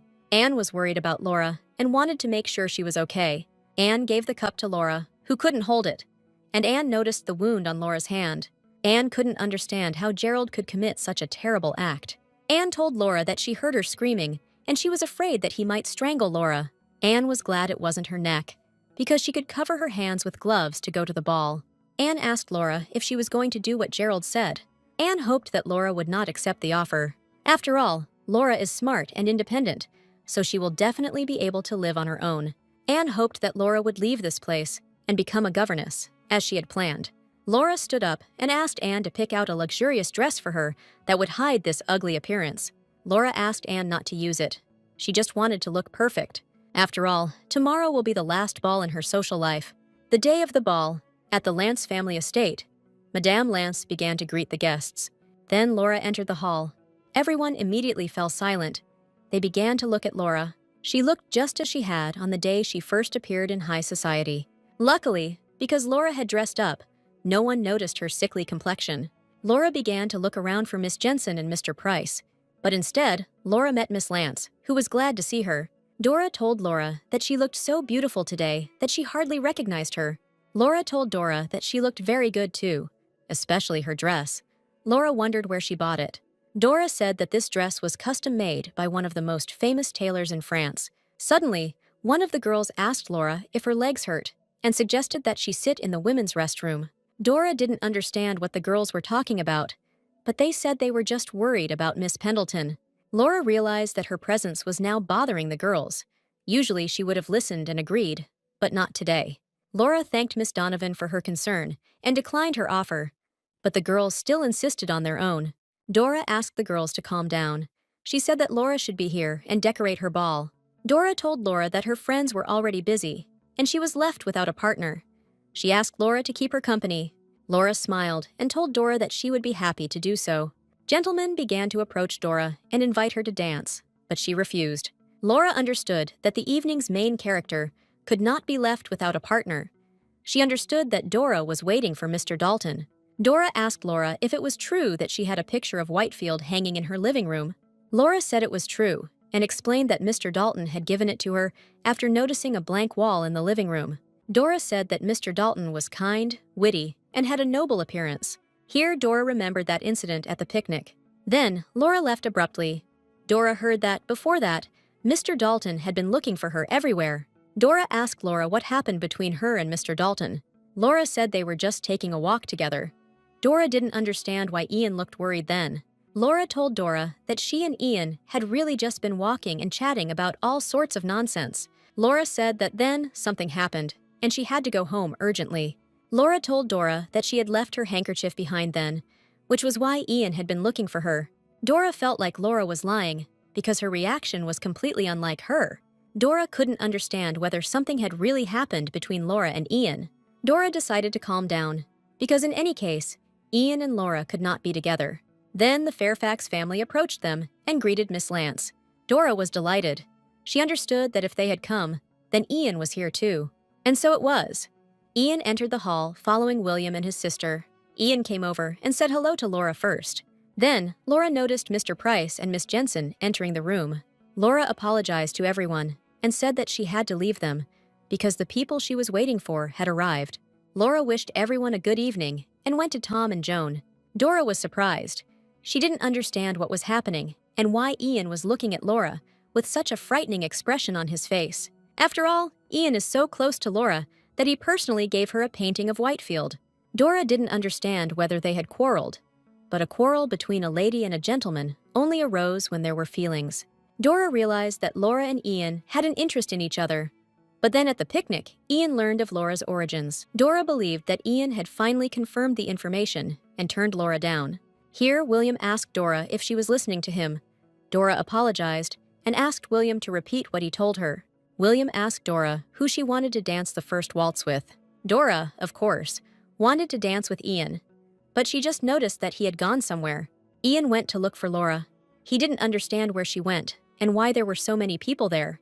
Ian soon found Laura in the company of Mr. Price and Miss Jensen. Mr. Price took Laura out onto the balcony. He wanted to talk to her about something. First of all, he wanted to thank Laura for helping Joan. He felt that he owed Laura a lot. After all, it is not easy for a free, liberated American like Joan to enter British society. But today, Tom saw that Joan had already become a real London lady. Laura told Tom that she had merely maintained a pleasant friendship with Miss Jensen. Yesterday, after hearing the whole story from Joan, Tom spent a long time deciding what to do. He had two choices: rush to Gerald for confirmation, or wait and ask Laura for an explanation. Tom chose the second. First, he wanted to find out the truth from Laura. Was it true that she never intended to marry him? Laura told Tom that this was indeed the case, and that was the first day she heard about the marriage. He realized that all this time he had been behaving disgracefully towards Laura. He was terribly ashamed. He wanted to sincerely apologize. Tom felt like a complete idiot, because all this time he had completely trusted Gerald's words. Tom told Laura that from that day on, he would not bother her anymore. He asked Laura to give him a chance to explain. Otherwise, Mr. Price simply could not have lived with such shame. He was completely blinded by Gerald Pendleton, and all this was nothing more than bait to collect investments for the reckless enterprise of his eldest son. When he arrived in England, he checked everything carefully and discovered that the business plan was not only worthless, but had also failed several times. But even so, he ignored the obvious facts and was going to invest colossal amounts of money there. Tom was afraid that if he didn't fulfill Gerald's request, he would let Laura go. Now Tom realized that, determined by desire, he had fallen for an obvious trick.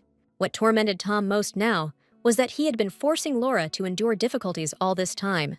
Laura asked Tom to forgive Gerald, and she, well, had no choice but to reject his feelings. Tom told Laura that tomorrow he would leave for America and never return to England again. But before that, Tom wanted to ask Laura if she wanted to go with him as his friend. Tom had no intention of demanding anything from Laura. He just wanted her to be his friend. He couldn't leave her with Gerald. Laura told Tom that she would not live in her uncle's shadow forever. She asked Tom to allow her to say goodbye to him with a light heart. Now it was all over, both with the incident with Tom and with Laura's life as the Pendleton family's countess. As soon as tomorrow comes, Tom will immediately refuse to invest, and all the blame for this will fall on Laura. And when it happens, Laura may face even more cruel treatment than yesterday. Then, Ian came out onto the balcony to see Laura.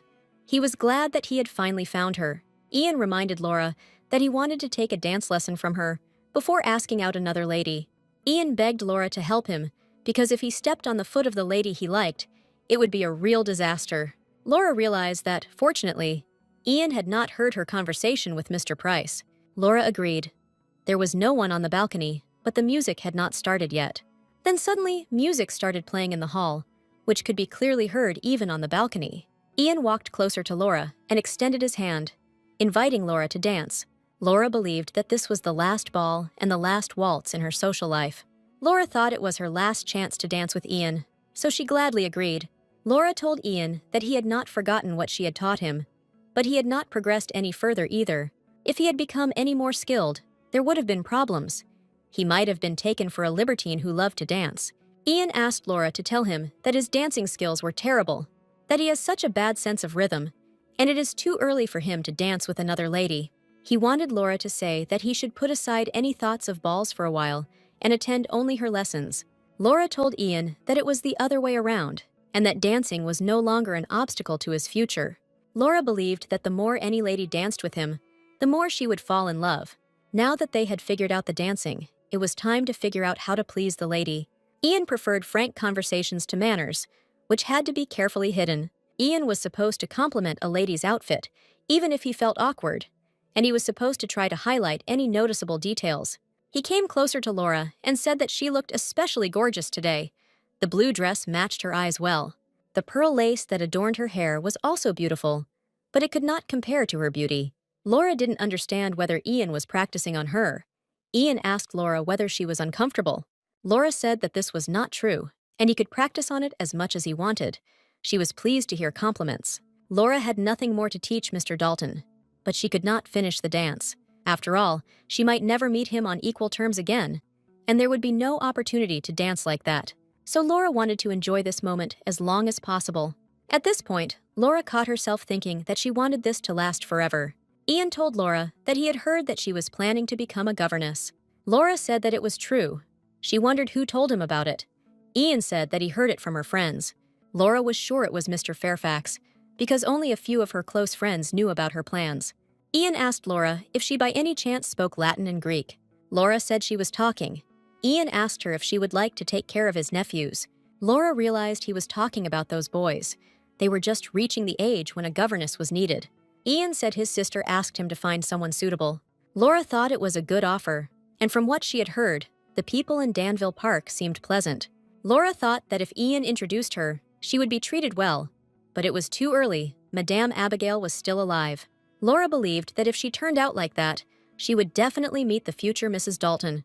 But Laura didn't know if she could communicate with this girl calmly. Laura told Ian that she wasn't confident enough yet, and that taking care of these little hooligans was too much of a challenge for her. Ian realized that he had told Laura about too many shortcomings. Ian told Laura that if he agreed to look after the boys, he would rid them of their bad habits in advance. Laura told Ian that she needed time to think, especially since she wasn't looking for a job right now. Ian asked Laura to think about it, and he also asked her not to feel burdened. He continued his search for a governess. Ian hadn't realized it before, but now he realized that dance could be a very useful tool. During it, he could look at the face he longed for without fear of being misunderstood. Ian didn't understand what had happened. Even though Laura tried to hide it with her dress and makeup, Ian realized that something was wrong. He couldn't stay still, so he followed Laura. He heard a more unsightly truth. He did not understand what Laura was thinking when faced with such a cruel reality. He wondered if she held a grudge against her uncle, or perhaps was venting her disappointment. If only Laura would share with him everything that was on her soul. Then Ian would also throw off his useless mask and give her everything he has. He belonged to her completely. Ian wanted Laura to be near him. She was with him not as a friend, but as a lover and wife. Ian took Laura by the hand. She screamed in pain and bent over. Ian was confused. He didn't understand what was happening. Laura told him that everything was fine and they could continue. Ian asked Laura if she was hurt. Laura said that she fell yesterday while walking and dislocated her finger. Ian didn't understand why Laura had come to the ball then, because the injury could have gotten worse. Ian said they needed to stop dancing.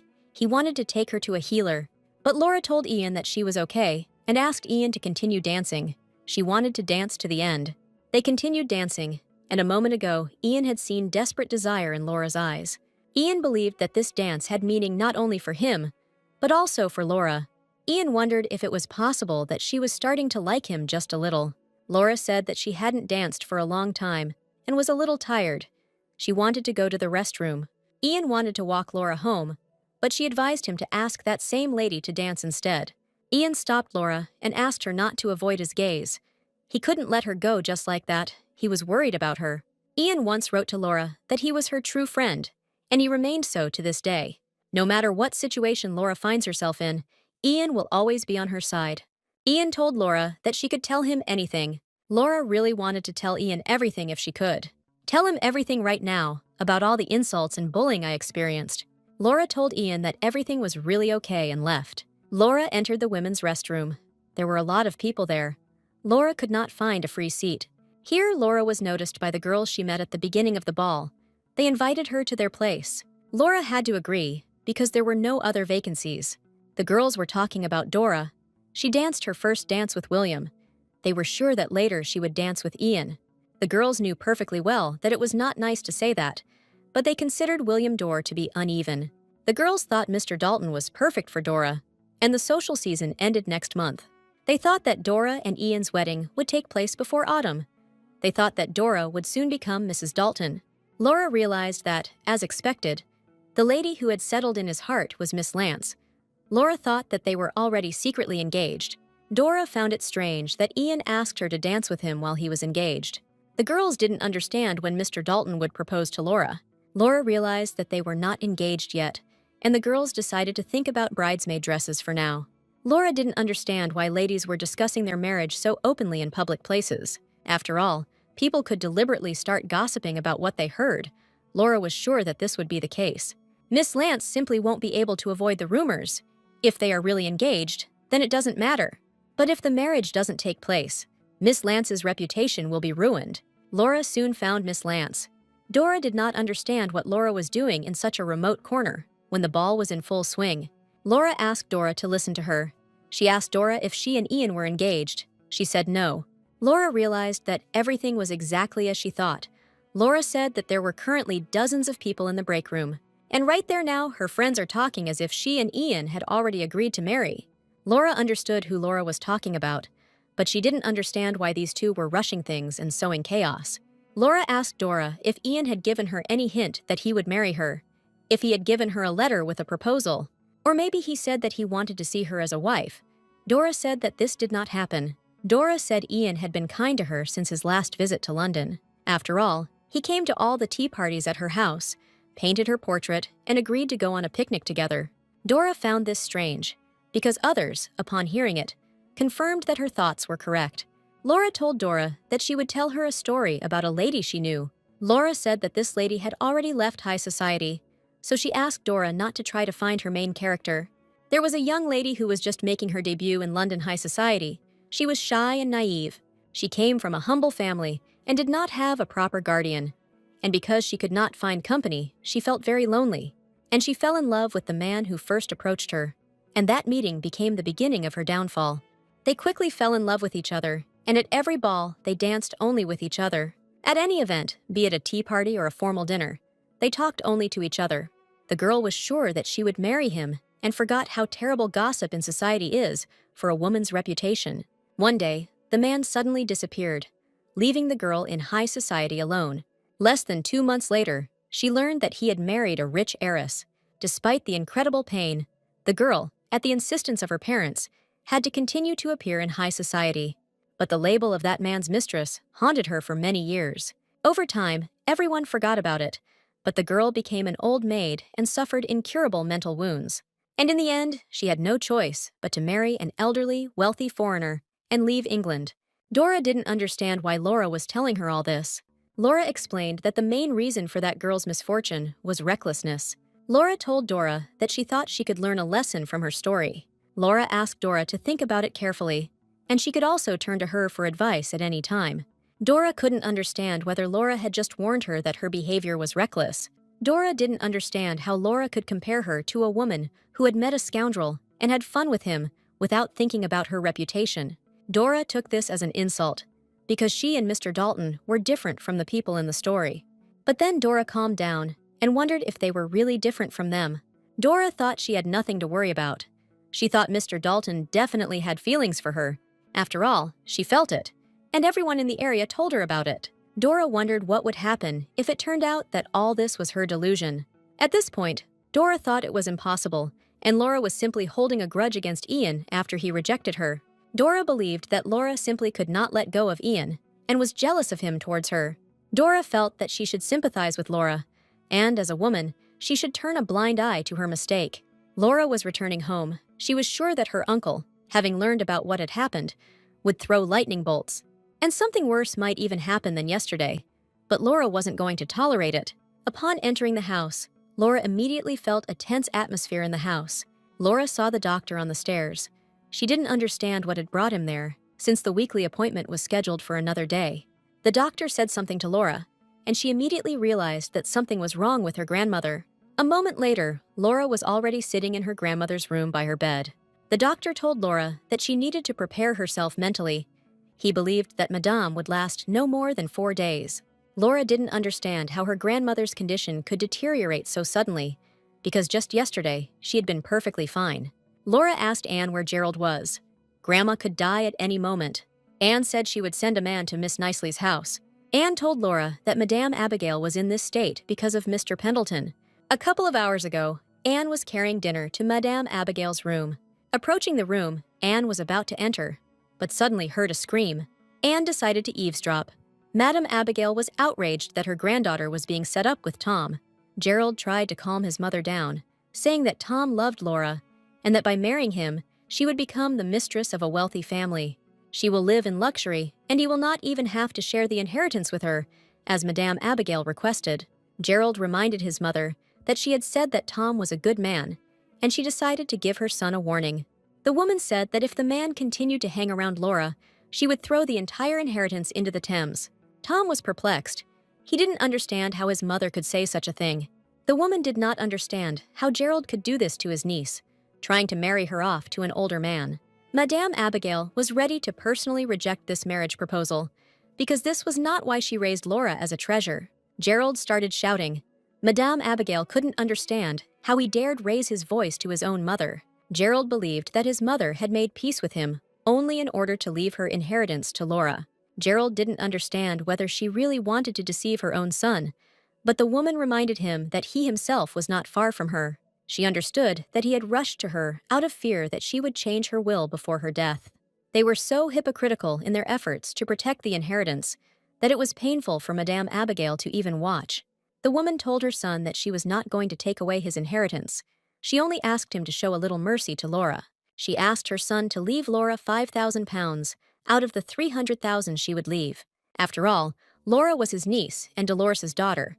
And Gerald told his mother that she was doing what she always did. She always protected only her sweet Dolores. And now, Laura has taken her place. The woman told her son that she never stopped loving him, but he never noticed the love he received. And instead of feeling sorry for his weak sister, he chose to be jealous and hate her. This is why Dolores ran away with that American. Because having become the head of the family, Gerald immediately tried to get rid of her. Instead of being sold to a stranger, Dolores chose love. Gerald accepted his defeat and agreed to give Laura $5,000. Immediately after his death, he asked his mother to watch carefully from heaven what he was doing. Gerald told Madame Abigail that Laura would never see her body. Gerald said that he would not let Laura go to the funeral or allow her anywhere near her grave. After this, Gerald ran out in anger, and Madame asked Anne to find the butler. She asked to call her confidant, Mr. Nace, and her lawyer. Then she fainted. The lawyer could not come because it was too late. Mr. Nace came, but returned to his room because Madame did not regain consciousness. Anne told Laura that they would both arrive tomorrow morning. Laura didn't know about this. She was sure that her grandmother would live out her days in happiness and peace. But as it turned out, Madame Abigail was engaged in a fierce battle with her son. Madame Abigail opened her eyes and called Anne a naughty girl. She had overheard her conversation with Laura. Madame Abigail was glad to see Laura. She hoped that at the ball, Laura showed off her beauty to everyone. The woman told Laura that she would receive $5,000, which in some ways was a large sum, but at the same time it was also small. Laura asked her grandmother if that was the only reason she pretended to make peace with her uncle. The woman did not understand the expression on Laura's face. She did not understand whether $5,000 was really not enough. Laura said she would become a governess, but the woman said she could work all her life and never buy a house. The woman told Laura that $5,000 would not make her rich, but it would provide for her. She could live on that money as she wanted. Laura asked her grandmother if she was really ready for this, even though she couldn't make peace with her uncle. Madame Abigail told Laura that there could be no reconciliation with this boy. She did this solely for Laura's sake, afraid that if she changed the will, Gerald would decide to take her life. To avoid this, the woman wanted to get his consent and leave Laura at least a small part of the inheritance. The woman was glad that before her death, she was able to see Laura cry her heart out. The woman told Laura that at some point she became like a doll with no feelings. Madame Abigail asked Laura for forgiveness, because it was she who made her like this. When Laura made her high society debut, the woman felt as if Dolores had come back to life. Seeing Laura shining made her happy, and it seemed to her that Laura was enjoying everything that Dolores would enjoy. Now the woman realized that she had been very stupid, because Laura was not Dolores. She was blinded by the desire to get her daughter back, that she did not notice the sadness in Laura's heart and the neglect she was receiving. Madame Abigail told Laura that she was truly sorry. She apologized for making her life so miserable. Madame Abigail told Laura that she was now free and could live the way she wanted. The next day, Madame Abigail Pendleton died. It was a heartbreaking end, and Madame Abigail's mind was in turmoil all night. In the morning, when the lawyer and notary arrived, ordering the servant to bring ammonia, she added a new clause to the will. Meanwhile, Laura sent her fastest servants in search of her uncle, but the head of the family never returned to the estate. She was next to her granddaughter, who kept praying for a miracle. All this time, Madame Abigail muttered the names of her granddaughter and her late husband and daughter. She left this world on the same day. She was 72 years old. Silence reigned in the estate. The servants were saddened by the loss of Madame. Laura locked herself in her room and cried. She tried to pull herself together, realizing that now was not the time to wallow in grief. She still had a lot to do for her late grandmother. It was necessary to call a funeral director to wash and dress the body. And it was also necessary to inform the grandmother's friends about this. There was a knock on Laura's door, and a couple of minutes later, Laura was standing in her uncle's room. Laura realized that Gerald had just returned. She couldn't understand why he hadn't even seen his grandmother. Laura told her uncle that they needed to arrange a funeral. She asked if he had a funeral director or pastor in mind, and if not, she was willing to do it herself. Gerald turned to Laura and told her that there was nothing more she could do in the house, and he gave her 1 hour to leave. Gerald told Laura that from now on, she had better stay away from anything related to the Pendleton family. If she doesn't want her body to float up in the middle of some river, Laura said that the maid would take care of the funeral, She asked her uncle if he would not even allow her to attend the funeral. Gerald said that Tom Price took the money he promised to invest in his son's business and left for America. Gerald told Laura that she would never set foot in the Pendleton family home again and would live under her father's name. Laura told her uncle that she had no attachment to the Pendleton name. She was even ready to give up £5,000 because it wasn't her money to begin with. Laura begged her uncle to let her attend the funeral. She wanted to say goodbye to her grandmother. Gerald told Laura that she would not receive any inheritance anyway. Gerald told Laura that a lawyer and a notary have a great sense of responsibility. However, it costs no more than £10,000. Laura couldn't understand whether Gerald had changed his grandmother's will on his own. Anne, excited and frightened, ran into Laura's room, not understanding what she was doing.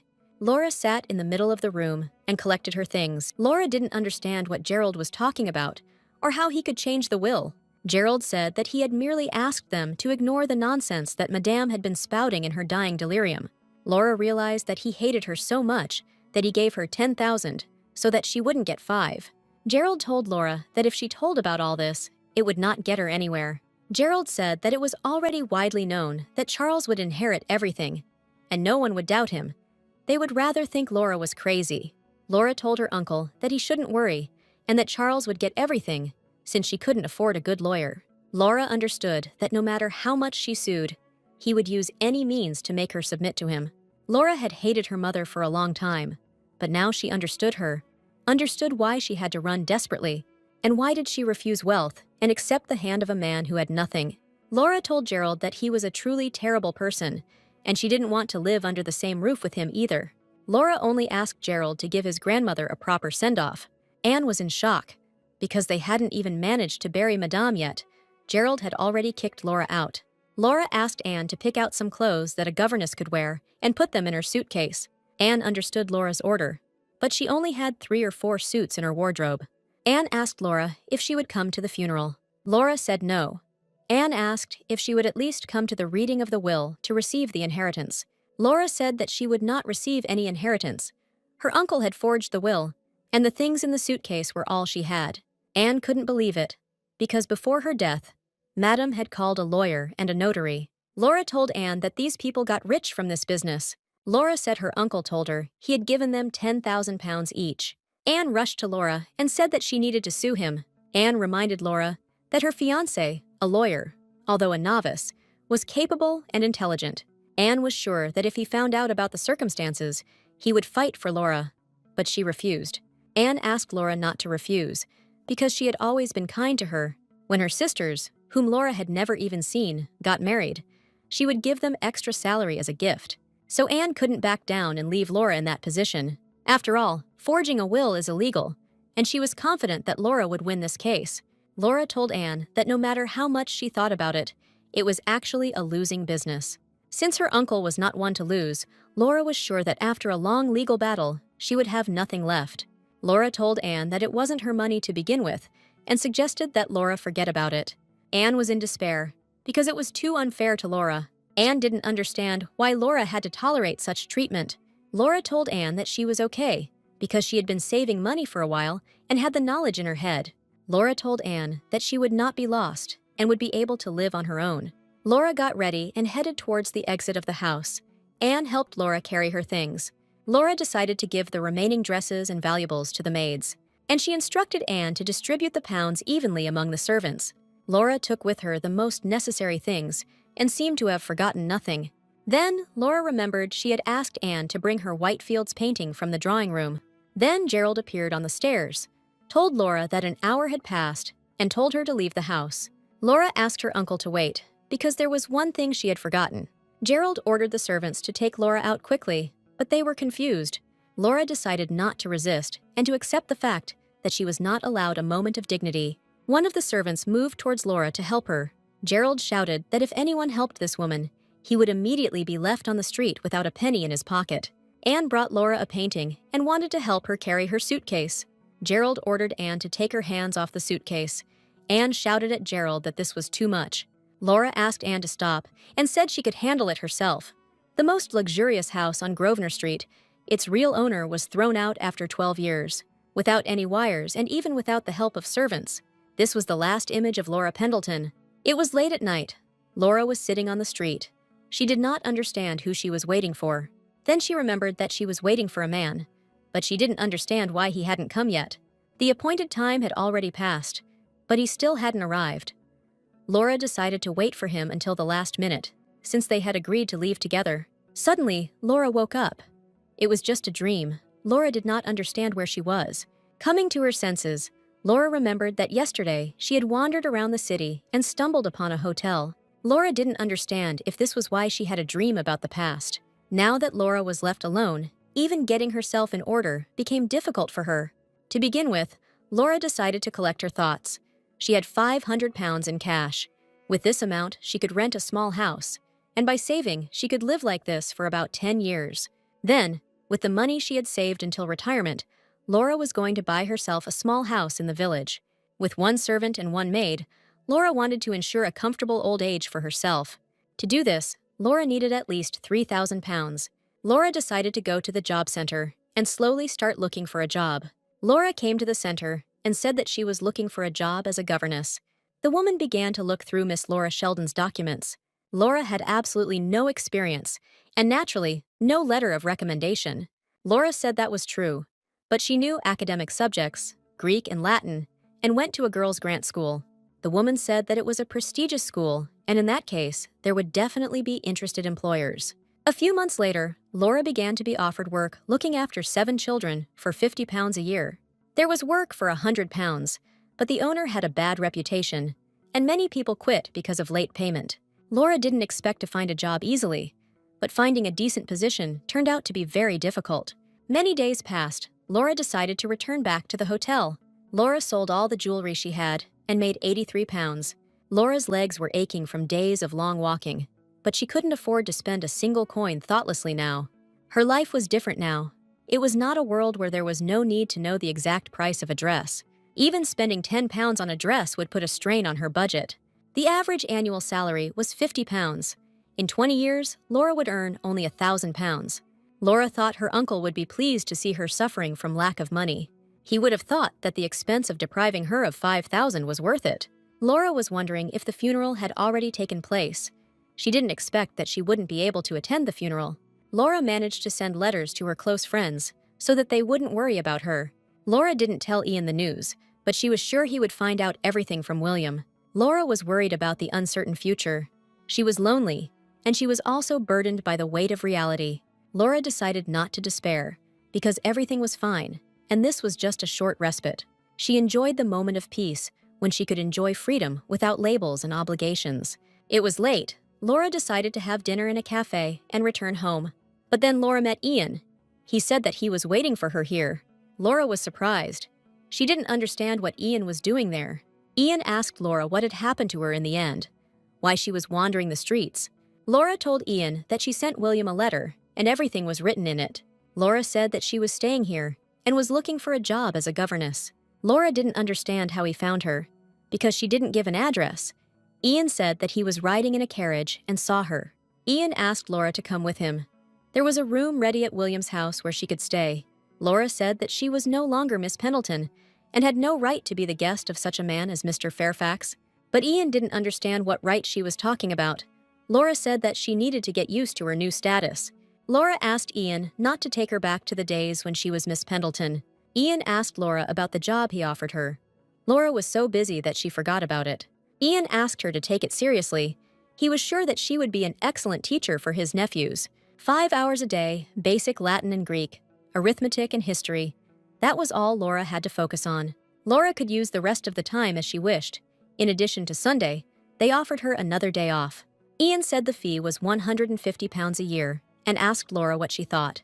As soon as Laura heard the payment amount, her eyes lit up. Laura told Ian that this was 3 times the normal rate for a governess. She thought he needed to discuss it thoroughly with his sister before making a decision. Ian said that was how much the tutor Henry hired earned. Laura reminded him that she was a governess. Ian said that since she would be teaching the same subjects, the salary would be the same. Laura thanked Ian for the offer, but was in no hurry to accept it. Ian said his sister had a time limit. He couldn't give Laura much time and asked her to make a decision within 3 days. Laura thanked Ian again and said she would think seriously about it. Laura didn't understand why Ian was in the area at all. I also didn't understand why he didn't want to give me the slightest opportunity to refuse. Laura thought that this chance meeting was not chance at all. As if to prove that this thought was not a delusion, that same evening, an unexpected guest appeared at the door of the hotel. It was Miss Hyde. She didn't understand what Laura was doing in this place. Miss Hyde told Laura that she should have come to her in the first place. Laura said that it wasn't that bad here. The girl asked her not to talk nonsense. The girl asked Laura to go to her boarding house. They could pay extra, and the owner would not say anything. Laura wanted to refuse. Miss Hyde asked her not to behave like that and to accept help. After all, she had done so much for others, and the girl wanted to repay Laura for her kindness. Laura wanted to say something, but the girl did not let her do it. She told her to pack her things right away. One by one, Laura and Miss Hyde were driving to the boarding house. Laura did not understand how Miss Hyde found out that she was there. The girl said that Mr. Ian Dalton had recently come into her office. He came and told her that Laura was now living in an unsafe place. Ian even asked Miss Hyde if she could let Laura stay at her boarding house. Laura realized that Ian had immediately turned to Miss Hyde that day. Laura realized that Mr. Dalton was indeed a very sensitive person.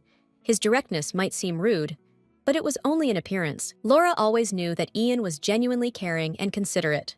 Laura understood that becoming friends with such a person was an incredible stroke of luck.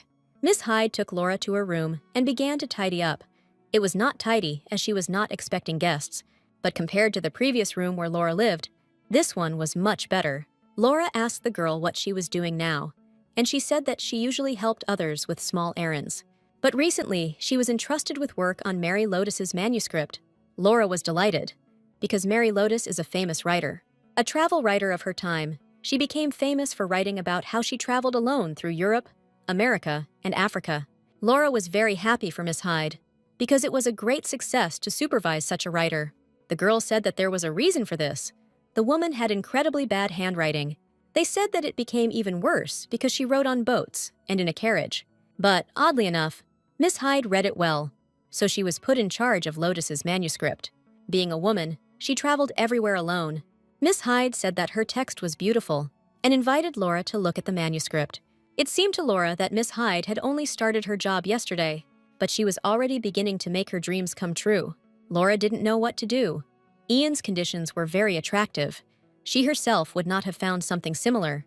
In her current situation, it was ridiculous to even think about it. But there was one problem that Laura couldn't deal with: her feelings for Ian. 3 days passed, and Mr. Fairfax arrived at Miss Hyde's boarding house. William asked Laura how she was adjusting to her new life, and it seemed to him that her face had brightened. At this point, Ian came out of the carriage and greeted Laura and Miss Hyde. From the conversation in the carriage, Laura realized that William had high hopes for the offer of the position of governess.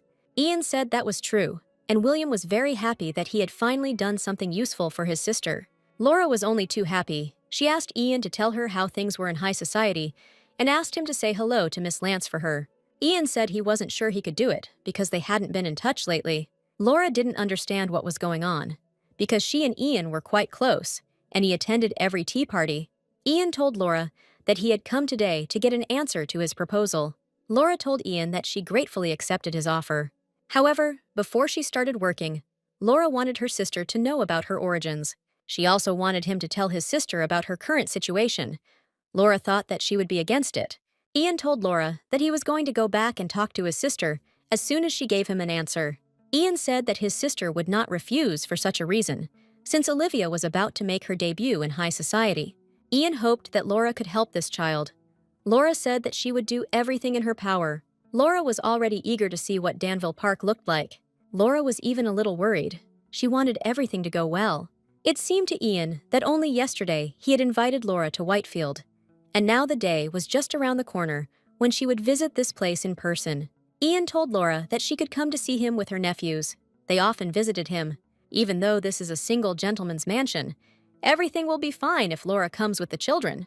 Laura was glad that she would be able to see Whitefield with her own eyes. She had always wondered if it was as beautiful as in the painting. Ian said the painting didn't do it all justice. He didn't know about Danville Park, but Whitefield was definitely worth the wait. Ian asked Laura to consider herself a guest while she remained at Danville Park. No matter what happens, Laura is a special friend to Ian and will always be a welcome guest at Danville Park and Whitefield. The ordered carriage arrived, and it was time for Ian to set off. Ian told Laura that he would leave for Yorkshire that day and write to her within a week. William was glad that Laura was finally close to Ian's estate. Everything was going as Ian had planned, and William was delighted with how Ian was able to control his facial expressions. He didn't expect Ian to be so cunning. William asked Ian if his sister had even looked for a governess. Ian said no. William reminded Ian that Laura wasn't just a governess. She was the girl he loved. William told Ian that he needed to tell her about it. He thought she would be shocked. Ian said that she was not that kind of person. William asked Ian if he would return to London again, and he said that there was no longer any need for that. William hoped that they would hear good news soon. In any case, he was glad that Laura was doing well. He was worried about her. Ian looked at William intently, then asked him if he was sure he had never had any feelings for Laura. William said no. He had asked Ian to say goodbye to Miss Lance before leaving, but Ian didn't understand why he needed to do this. He asked William to do it for him. He was already sick of the Lance family living room. William told Ian that Dora played a significant role in restoring his relationship with Laura. Jeanette also said that Dora thought highly of Ian, but he said that he didn't have the patience to try to please that lady. Ian told William that he was better than a boring gentleman like him, so Ian entrusted this task to William. William was glad that Ian had finally gotten rid of his anxiety and was his old self again. When Laura disappeared, he was almost going crazy. A great many people gathered at Madame Abigail's funeral.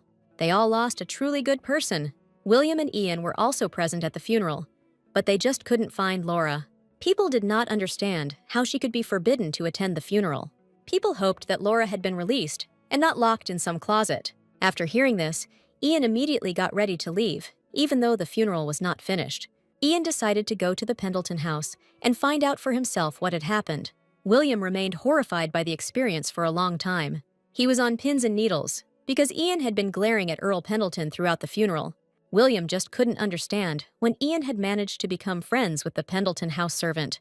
William didn't understand what was finally happening in the Pendleton family. Ian, after finishing his conversation with Anne, told William that Laura had been kicked out of the house. William couldn't believe it, because Laura had lived in this house for 12 years.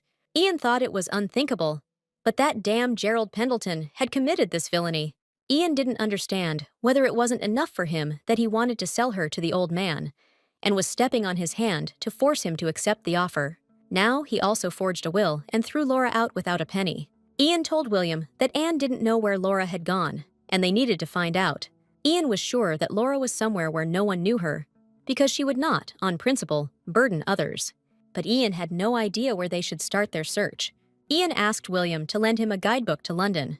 William realized that Ian had decided to start by looking for Laura's place to live and offered to help, but Ian told him that he had other business.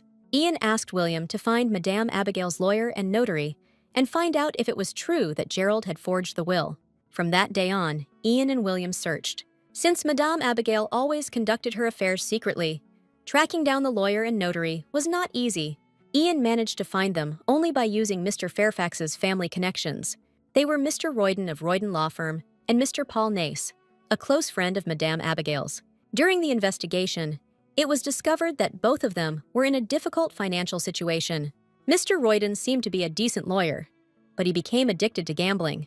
And Mr. Paul, a former baronet, after an investment failure, somehow survived by publishing articles in a third-rate magazine. William realized that such people really wouldn't be difficult to bribe. He decided to check if their financial situation or spending had changed recently. During this time, every day from morning until evening, Ian went around all sorts of places in search of Laura. He left at dawn and returned well after midnight, or did not return at all. One day, Ian returned very early and started asking William where Miss Hyde lived. William told Ian where Miss Hyde lived, but he didn't understand why he needed it. Ian told William that he had found Miss Pendleton, and he told me that she was staying in an incredibly shabby hotel, completely alone, without anyone accompanying her. Ian wanted to ask Miss Hyde to let Laura stay with her at the boarding house. In the end, they sorted things out with Laura, and only the lawyer and the notary remained. There was evidence that they both suddenly received large sums of money, but there was nothing to prove that the money belonged to Earl Pendleton.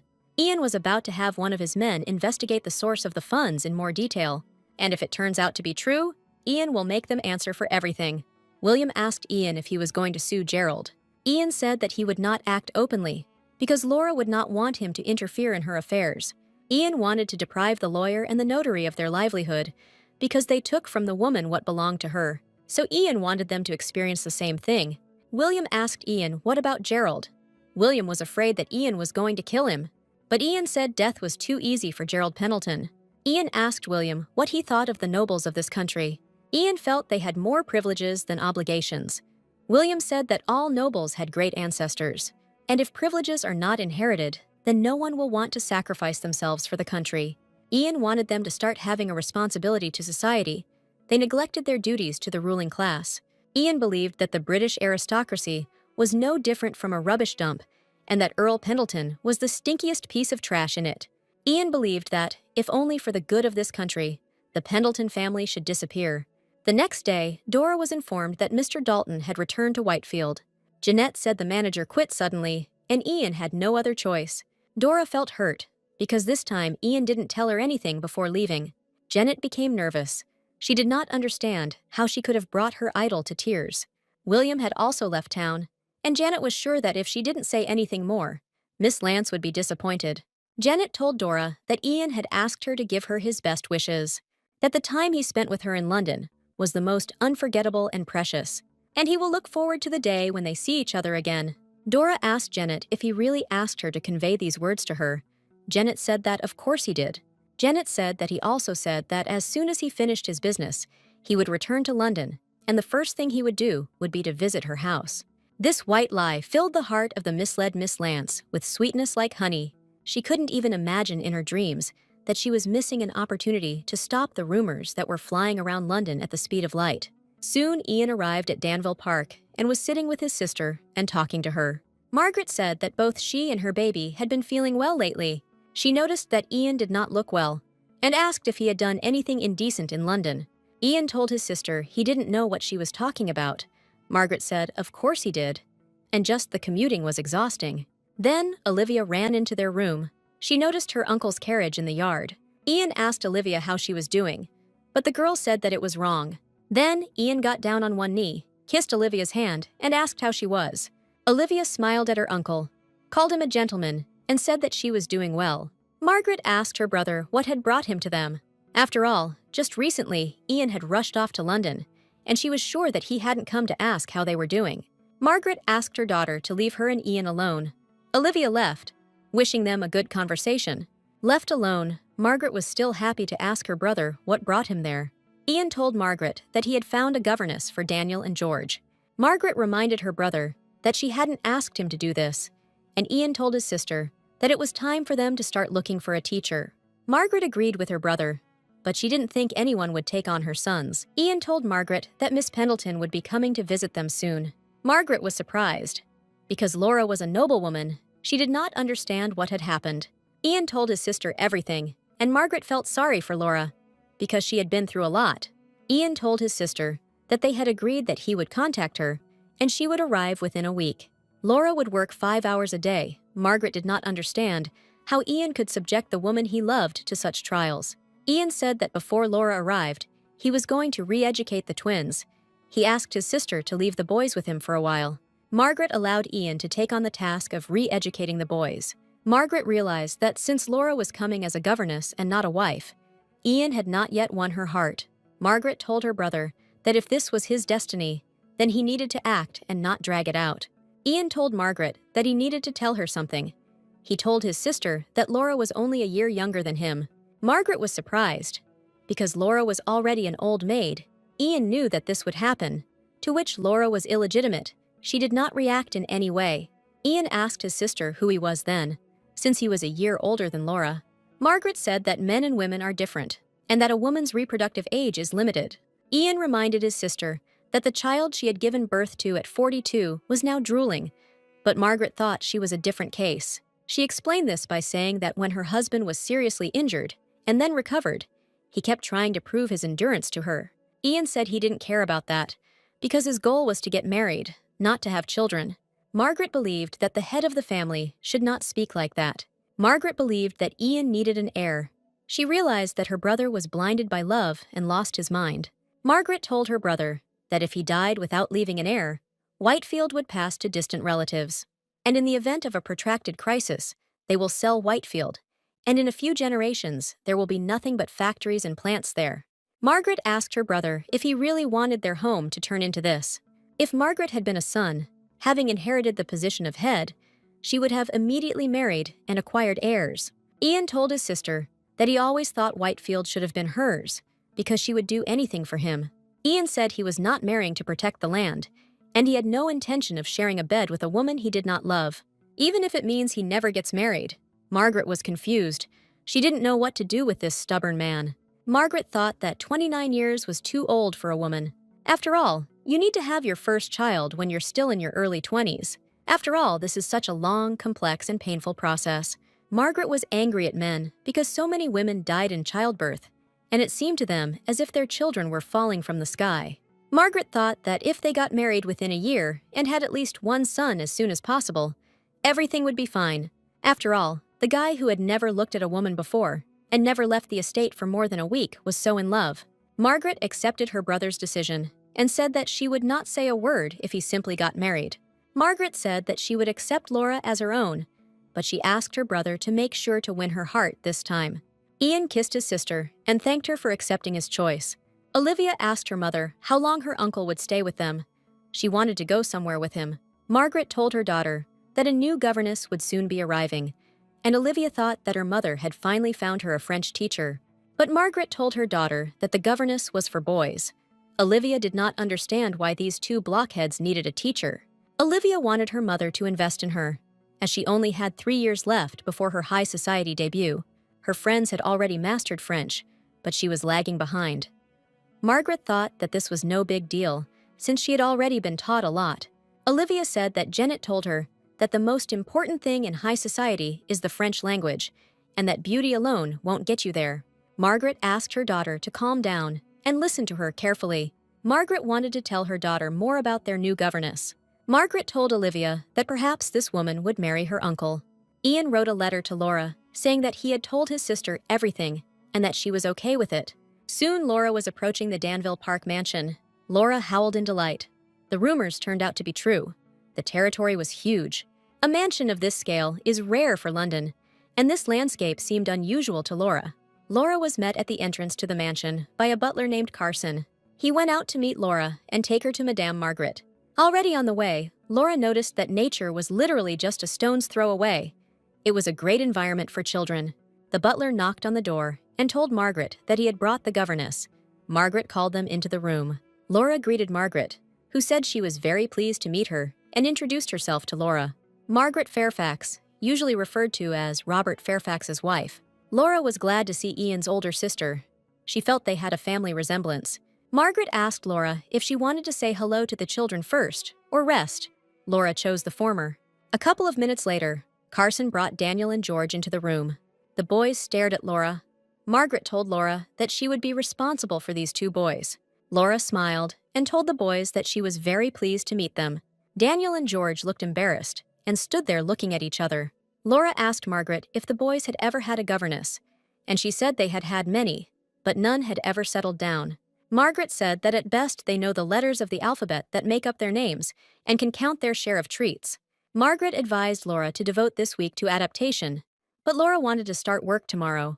Laura didn't plan to start studying right away. First, she planned to instill in them the habit of gathering around the table. Margaret told the children that she wanted to give them freedom this week, as they asked, but the teacher said no. Laura told the boys not to worry, as real classes would start in a week. For now, she just wanted to get to know them better. She promised them that she wouldn't make them sit at the table all day. George asked Laura if they wouldn't have to study Latin verbs all day and solve 100 problems a day. Laura said that of course they wouldn't do that. George asked Laura if she would hang them from the ceiling and beat them with a stick for the wrong answer. Laura was confused and told the boys she hadn't meant to do that. Margaret said that Daniel must have scared his brother again. George was very naive. The boys started fighting. Laura became even more confused. Margaret ordered her sons to calm down. Margaret couldn't understand how the boys could do such things in front of the teacher and asked them what their uncle would say about it. Daniel and George froze immediately upon hearing about Ian. Daniel told his mother that George started it, but Margaret said that it was still wrong to use fists. As punishment, she deprived them of afternoon tea and sent them to her room. And if they continued to argue, she would tell everything to her uncle. Laura asked Margaret if she meant Ian, but Margaret didn't understand how Laura had guessed, as she didn't think the children would be afraid of William. Margaret said that was true. William was easy prey for the boys, and Ian was Satan. Laura told Margaret that she knew that Ian was actually a very good uncle. Ian was usually quite sarcastic, but when he spoke about family, there was always a sense of love in his words. Margaret didn't expect to hear this. She thought Ian had a really bad reputation in London. Laura said that in London, where sincerity is very rare, he certainly caught the eye, which is why they were able to become friends. Laura believed that feigned evil was better than false goodness. Olivia walked and thought about the conversation with her mother about their governess. Margaret told her daughter that the girl her uncle loved was looking for a position as a governess, and upon hearing this, Ian offered her their house. Margaret asked her daughter to keep all this a secret. She only told about it so that Olivia would not cause a stir. Margaret told her daughter who this girl was, but Olivia did not understand why a lady from such a noble family would look for work. Olivia asked her mother if she was beautiful. Margaret said that she didn't know, and the main thing was that she was beautiful in the eyes of her uncle. Olivia asked Margaret how old the girl was, and she replied that she was 29. Olivia was shocked by this. She did not understand what their uncle was missing and why he was clinging to this old maid. Olivia thought this couldn't be true. She thought Ian must just be tired of being nagged about getting married. And with this absurd choice of a bride, he protests against her mother. She thought that the girl had a disgusting character, an unusual appearance, and was disliked at home. Olivia believed that her mother should stop this protest immediately. On the stairs, Olivia met Laura. She told Olivia that she was their new governess. Olivia stared at Laura. She had imagined her completely differently. Laura realized that it was Olivia, the family's second child. Olivia bowed, said hello, and introduced herself to Laura. Laura had heard that Olivia was a well-bred girl who would make her debut in high society in a few years. Laura noticed that Olivia was really already behaving like an elegant and dignified lady. Laura told Olivia that she had heard a lot about her from Ian and hoped they would get along. Olivia told Laura that she was not her student and that she had no need to get along with her. Laura was confused and told Olivia that she thought that since they were going to live in the same house, it would be great to get along. Laura thought that perhaps she could help her with something, but Olivia said that she would sort out her own affairs. Olivia asked Laura to refrain from inappropriate interference and to focus on teaching her brothers. Laura didn't understand what was going on and whether she had done something wrong. Then Mr. Carson called Laura. He wanted to show Laura her room. Laura's room was located at the end of the right corridor on the second floor. Laura was confused. Carson said there was a beautiful view from the large window. Laura asked Mr. Carson if this was really her room. He said that Madame had personally chosen this room for her. Laura couldn't believe that this room had been given to the governess. Laura asked Mr. Carson if their previous teacher had lived in this room. He said no, because this room is one of the best rooms for guests of honor. There were more than 4 hours left until lunch, and Laura was brought a light snack. Laura had expected some hospitality, but not such a generous welcome. She felt as if she were sleeping. Judging by the fact that she was told the dinner time, Laura understood that they would eat at the same table. Governesses were usually treated with more respect than maids, but they were not allowed to show their presence, and an unspoken rule prohibited them from getting close to family members. Then Robert Fairfax, William's elder brother, entered Laura's room and was glad to meet Laura. He could not have imagined that Miss Pendleton would become his son's new teacher. He had heard a lot about her from William and Ian. He had heard that these two owed a lot to Laura, and now they trusted her with their little rascals. Robert thought that Laura was hungry and led her to the table. Laura was convinced that Robert really did have a hot temper. The entire Fairfax family and Laura gathered around the table for dinner. Everyone was discussing something. Laura hadn't had such a noisy meal for a long time, but Laura was uneasy about Olivia's piercing gaze in her direction. Laura didn't understand what she had done to offend her, and it would have been nice if Olivia had said what she didn't like. Robert asked Laura if she could play chess. Laura said yes. Robert said he found pleasure in getting to know gentlemen while hunting and ladies at the chessboard. Laura and Robert started playing chess, and everyone was shocked when Laura beat Robert 3 times in a row. The boys were shocked because their father was definitely a chess prodigy. Laura got up from the table. Daniel and George decided to play with their father. Turning around, Laura saw a piano on the other side of the room. The room was too noisy. Olivia decided to go back to her room. But Olivia paused for a moment, seeing Laura sit down at the piano. Margaret liked the way Laura played Chopin's waltz and thought her skills were top-notch. Margaret asked Olivia if this wasn't her favorite piece. She said no and went to her room. Laura had been on the estate for less than a day, but she already felt that she could settle in here. Laura thought that very soon she would be able to get closer to Olivia. Laura sat by the window and thought that if she got into a carriage and drove for about an hour through the forest, she could get to Whitefield Hall. Laura thought that Ian was right behind these woods now. Before Laura arrived, Ian told George and Daniel about her. Ian said that he personally invited her, so if they were rude or behaved badly, he would come and punish them. George and Daniel sat in on Laura's first class. She asked them not to worry, because, as she had already said, she just wanted to get to know each other better first. Laura asked the boys to tell a little about themselves. She asked them how they liked to play. The boys said they loved to swim in the river, which they could get to by going through the back garden and walking straight ahead. Laura realized that they were both good swimmers and told them that she was impressed. The boys said that they also fish and hunt rabbits. Laura asked the boys if they had a favorite book and asked them to talk about it. Daniel and George began to take turns telling Laura about their favorite books. As Laura thought, the tension eased as soon as they both started talking. She realized that the decision to first ask them about what they were interested in was the right one. Although the boys were a little absent-minded, they could tell the plot of the book. And if you set the rules and let them play, they know how to play fairly and accept the outcome. Laura realized that their mental abilities were fine and that they would probably cope when classes started. The main problem was that they couldn't sit in one place for long. Laura didn't know what to do. Laura decided to finish the lesson for today, but in exchange, she would ask the boys for something. She wanted them to give her a tour of the forest they loved so much. Olivia sat at the piano and played a melody for her mother. Margaret stopped her, her ears hurting from Olivia's unnatural playing. She asked her daughter to play as usual, with her eyes open, but she said she needed to practice. Margaret noticed Laura walking around the yard with the boys and was shocked that they got along so quickly. A week later, Margaret introduced Laura to little Ian. Margaret asked Laura if she wanted to hold him. Laura said yes, if possible. It was the first time she had seen such a cute child. Margaret said that their little Ian was very sociable. He only had the same name as his uncle, but their characters were completely different. Laura asked Margaret if he looked like Mr. Dalton when he was a baby. Margaret said her son was almost a copy of Ian, but their baby was still a little prettier. Margaret asked Laura how she liked the boys. Laura said that they were very obedient. They sat quietly for a whole hour during the lesson. Laura said it was all because the children opened their hearts to her. Only a week had passed since the beginning of the classes. Margaret was amazed by this.